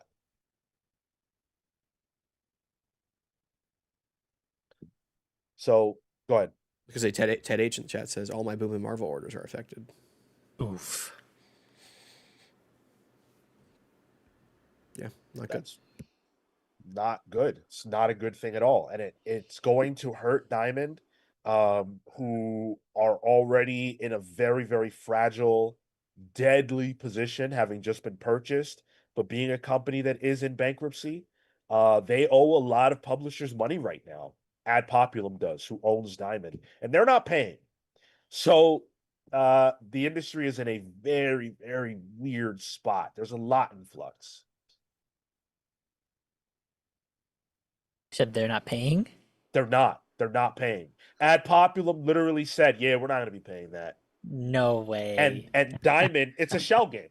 Because then people go to Diamond and say, well, where's our money? And Diamond said, well, we're not in control of the money anymore. You got to talk to Ad Populum. And then you go to Ad Populum and they say, well, we're not paying that. Go to Diamond. But you own Diamond. And then there was the other thing where like Diamond took the deposit from Alliance. Yeah. Like $3 million or something like that. And they're like, well, no, you can't have it back. Sorry. Yeah. Man, this whole thing is just like carny work. It's messy. It's very, very messy. And it's scary. Like, my ultimate feeling is we need to get comics in as many people's hands as possible. And all this bullshit doesn't do that. Doesn't do that. Yep. So, bit of a bummer. But we have one more thing we're going to do, which is we're going to talk about the greatest Marvel villains of all time. I really wanted to do this last month, but we just couldn't get there. Actually, no, we're not going to do that because it's fucking late. We are not doing that. I'm going to save that. 6:30. Yeah, I actually thought this would be a shorter show than usual. Turns out we're a Marvel podcast. We love talking about Marvel comics. Wild. Didn't go the way I was hoping for. So we are not going to do that. We're going to have to put that on the back burner. Let's see. I haven't been able to look at the comments in a while. Third Rail says boring topic. Sorry. What are you going to do? Too bad. You find a new channel. That's cool. Yeah, it doesn't. See you later. Who cares? Hayden's Hideout said the writing started with DC ending their deal with Diamond during the pandemic. And where you fall on whether or not that was a good idea really depends on your station in the comics industry. Some people love it. Some people didn't. Go ahead. Near says we need that 4-hour show, but my butt doesn't. Yeah. But we still record after this. Like Our schedule doesn't. We get a pee break, and then that's when we do Pals previews. We get a PP break, and then we do more PP with Pals previews. Yeah. Mm-hmm. Harris says, how about the new Fantastic Four? What do you mean by that, dude? I think Harris is a little late in the stream. He's a little behind right now. I wonder if he's talking about the Hulk, Wolverine, Spider-Man. Yeah, Ghost he Rider? is, but I think when we were doing our ranking of Fantastic Four characters. Yeah. I know. And I'm just trying to show off. Ghost Rider's the best one. I like that Wolverine a lot. Hmm. I think that's Art Adams. I think At some point, yeah. Yeah, I think you're accurate with that. Yeah, Third Rail. Those kind of comments are just never gonna fly here. There are a lot of other channels you can go to. Mike Vertiques, just glad I'm a tradesman. Can't imagine the frustration of being a Wednesday warrior. Tradesman. Is that what you guys call yourselves? I like that, tradesman. Yeah. Man, trade waiter? No, fuck that. I'm a tradesman. Hell yeah. I like the sound of that. New term unlocked. That's just like some strength to that. Like I'm a tradesman. I'm picturing the brawny guy. Uh-huh. Yeah. The what? Oh, the brawny guy. What do you think I said? I walk Baroni? into the comic shop with my my tool belt from my job, and I say, "Excuse me, I couldn't pick up my weekly books. I don't pick up weekly books because I have a job and I'm an adult. So let me get your latest trades, my good man." Excuse me, barkeep. Give me the newest trade of Gwenpool. That's right. I'm a man who loves Guru Hero. You're a Any- tradesman. And you go any- looking for the newest Gwenpool. Any Jeff the Shark, my good man? I'm thinking you're gonna say some really cool shit like fucking. Let me get that Wolverine red I'm band. glad one joke landed this week. Jeez. Oh man, dude. See, yeah, you're good for it every now and then. I got tears in my eyes. Oh, See, that's funny. that's the more. Yes, absolutely. P. Collins, if you Digital. only read digital, what's that make you? Digital daddy? That makes yo. you. Yeah, I guess that does work. Double D. Why not? Double D. Did Yeah. you, dude? And daddy He is got them- non-gendered He now. got them double D's. Hey. Oh my goodness. So yeah, I think Uncanny Suit is right. Mike added a new term to the PalsVerse. Love that. Tradesman. Thank you. Thank you, thank you, thank you. And thank you, chat, for handling our light work in the chat. I always appreciate that. I always love it. Uncanny Suit. Probably gonna I'll touch take his your namesake. one of your. I'll take one of your finest copies of Blood Hunt, good sir. I was imagining a guy trying to order like whiskey properly, you know? Handlebar mustache, perfectly waxed. Oh my god. Does this trade come in peach Momoko variant? All right. Do trades have variants? Some of them do. Third rail, you have reached your limit here. You have actually touched the third rail, so goodbye, sir. See ya. Am I Mr. Fatso? That's not. I wasn't gonna read that. That's not cool. We don't do shit like that around here. We can joke and Jesus. play around, but there's a limit, and that's it. So fuck off, dude. God. Disrespectfully, you're not gonna disrespect one of suck the my pals in front of me. dick, and think that that's nerd. just fine, man. It's not. That's not what we do. Instead of denigrating pals, I want to celebrate pals. Right? Do you? You What? froze. There you go. There you go. We're back. Oh. We're back. Sorry, a little lag on my end. I'm in the past too. Me and Harris. He's in the past, and I'm in a prior era where the internet was shitty. Well, I guess the internet is still shitty. Harris at least has time zones. Right. Right. So what I was going to do was I was going to shout out the rest of the PalsVerse members who deserve their time in the sun. Thank you to Steve Swarm Canaris, Panda V Panda, Ted Wong, Blur, Jekyll Jose, Scripture, the Wardens of the Word, Hecatron, the Hate Machine, Amin, Almighty Perez, Houston, the Century Kid Murphy, Jasper the Gasper, Peter, the Living Lightning, Electrics, Lucas, Heatwave Holner, Young Dende, Hayden's Safe Haven, Hayden's Hideout, the Fae Fighter, DeWoody, Shalom, Paladin, Warbird. We've got a couple more. Entertain Me, Austin C, Cosmic November, MD Johnny. Thank you all so much. But today, the spotlight is on Emily the Mighty McManus. What do you do when the world tells you that you aren't who you know you are? Emily lived her life consistently heeding to and exceeding the expectations of others. She was brilliant, well-read, well-behaved, everything any set of parents would want their child to be. But what she was not was happy. She knew the path she was on would lead her to being exactly what people believed she was supposed to be and nothing more. That she wasn't meant for the cookie-cutter life. She believed in the wonder of the world, no matter how much those around her tried to shut her curiosity and thirst for more. She spent her time obsessing over soccer and satisfying her hunger for knowledge. Her philosophy teacher, Miss Amy Grant, was the first person Emily felt seen by. She seemed to understand that Emily's goals were far beyond what it took to pass the class and took a vested interest in cultivating that. Emily would graduate, but never ceased being a student of Miss Grant's. After many years, Grant sat Emily down at her home for a chat.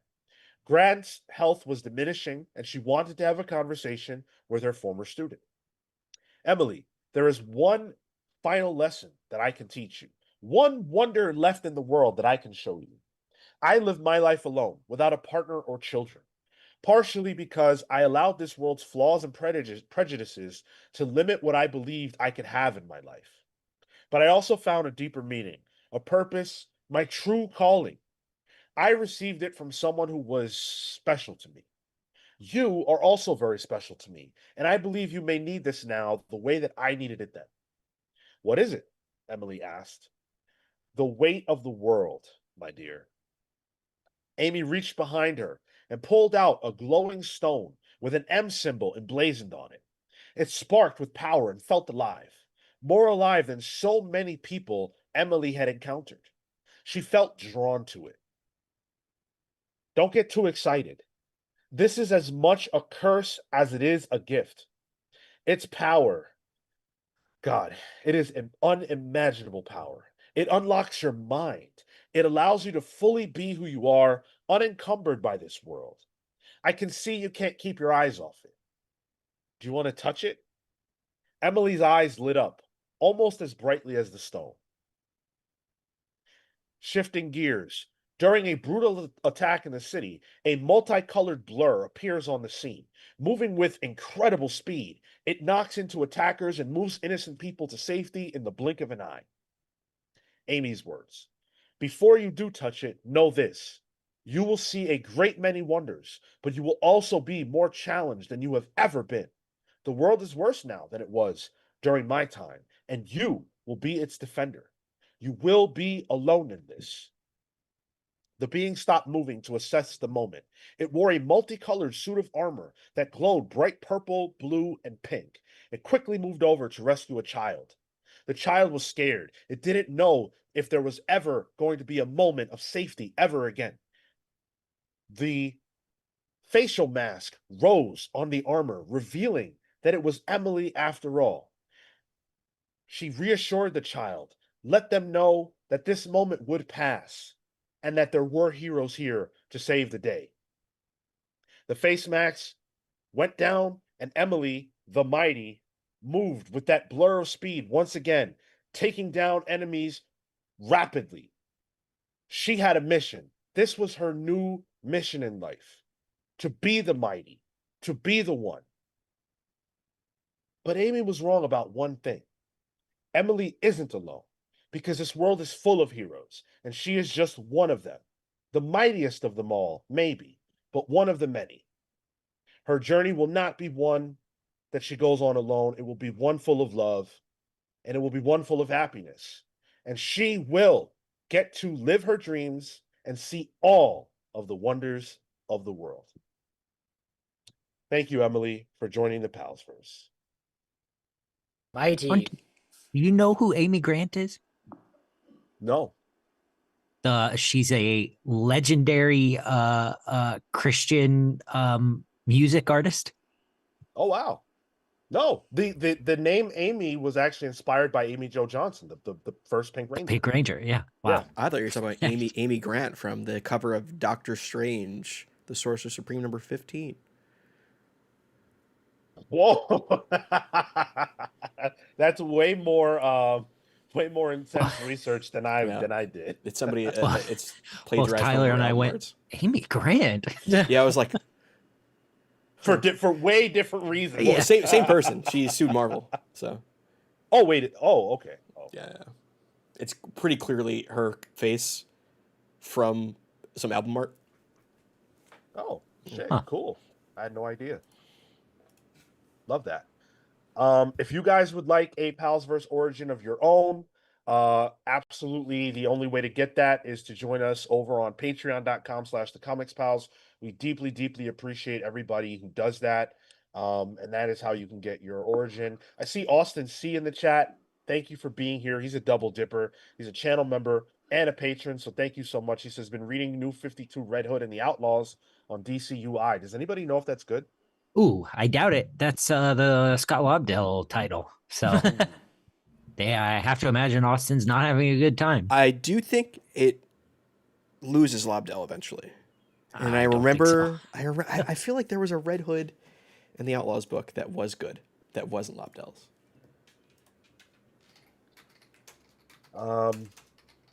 Thanks for the kind words. I appreciate it, guys. James Burke says, yo, pals, tuning in from London. What's up, dude? Cale, how far are you from London? 4 hours? Oh, shit. Further than me. By driving? Very far. Yeah, 4 hours driving. Yeah. 2 hours on the train. No big deal. We're in the same time zone. That's pretty cool. Love the international audience that we have. Really appreciate that. I was looking, I'm like, oh, there was a Red Hood in the Outlaws that was relaunched during DC Rebirth. And I look, it's Lobdell still. Oh, I can't believe it lasted that long. Yeah, Dexter Soy too. Sometimes I think, like, you know, we've got somewhat of a like black audience, you know, like we've got some black people in the audience, which I love. Okay. And I'm like, oh, that's because of me, right? Then I think, well, we've got a lot of international audience. That's because of Cale, right? Must be. Known international sensation, Cale. Yes. Listen, I don't want to toot my own horn here, but Don't. people You're like on me. camera. It's been around the world. Yeah, no Listen. tubing it. Yeah. Well, if I started tubing it, people like me a lot more. Well, In a yeah, different well, way. Yeah, we wouldn't be on YouTube anymore though. Be on YouTubing. YouTube. Be on Only Pals. Which, you know, appeals to a certain segment of the audience. Entertain Me coming in at the final moment with a 5 spot. This Tuesday, the Pals are on Casually Comics channel, right? Bro. Please keep going. Well, she always wears a wig, so it should only be appropriate if you guys wear one too. Yeah. Okay. I don't have a wig. Sure I to do. find one. I know you do. I've seen the thumbnail last week when we did the Izzy thing from the Hellfire Gala. Now, I don't know if the chat knows this. I don't know if you guys know this. Will that be insensitive? Yeah, definitely. I mean, like, you know, if we're doing it like gently making fun of her, but like Maybe you on know. the second interaction we can do that. I would. Yeah, go ahead. It's not. Is it like a thing she does for real reasons? You know what I mean? Like, I'm going to step in here as the black representation and say that the one thing you never do is interact in any way with a black woman and her wigs. You leave that alone. I do want to Leave see it alone. I want to see how Cale deals with the front lace though.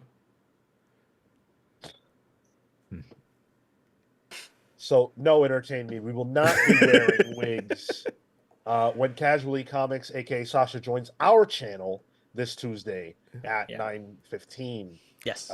Eastern. That's going to be a lot of fun. Very, very excited to have her on the channel for the first time. One of the YouTube comics gods that we have not gotten to. So we will finally have our interview with Sasha. And then, yes, as Hayden's Hideout points out, I will be doing double duty because I'm going to spend another 3 hours podcasting over on OmniDog's channel here in a little bit. So if you guys want to see more of me for some reason, that's where I will be for a while. Talking comics or Howard Stern? All that. Snow Bunnies, Howard Stern, comics, everything in between. A little bit of both. A little bit of all of it. Dan says Cale gives the show that international flavor that only someone from rural Texas can create. Hey, Dan, what the hell?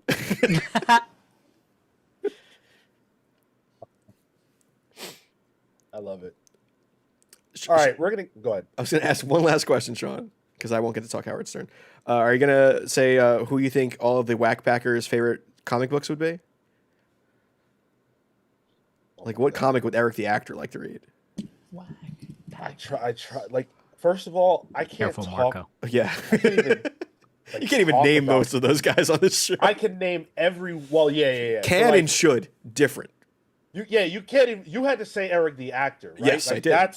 Yes. That's the difference. Yeah. That's why I will never talk about that show on here because, yeah, that's a funny question though. Maybe I should bring that over to on the Docs channel. Thank you guys so much for tuning in. Really, really, really appreciate the love and support today. You guys are great.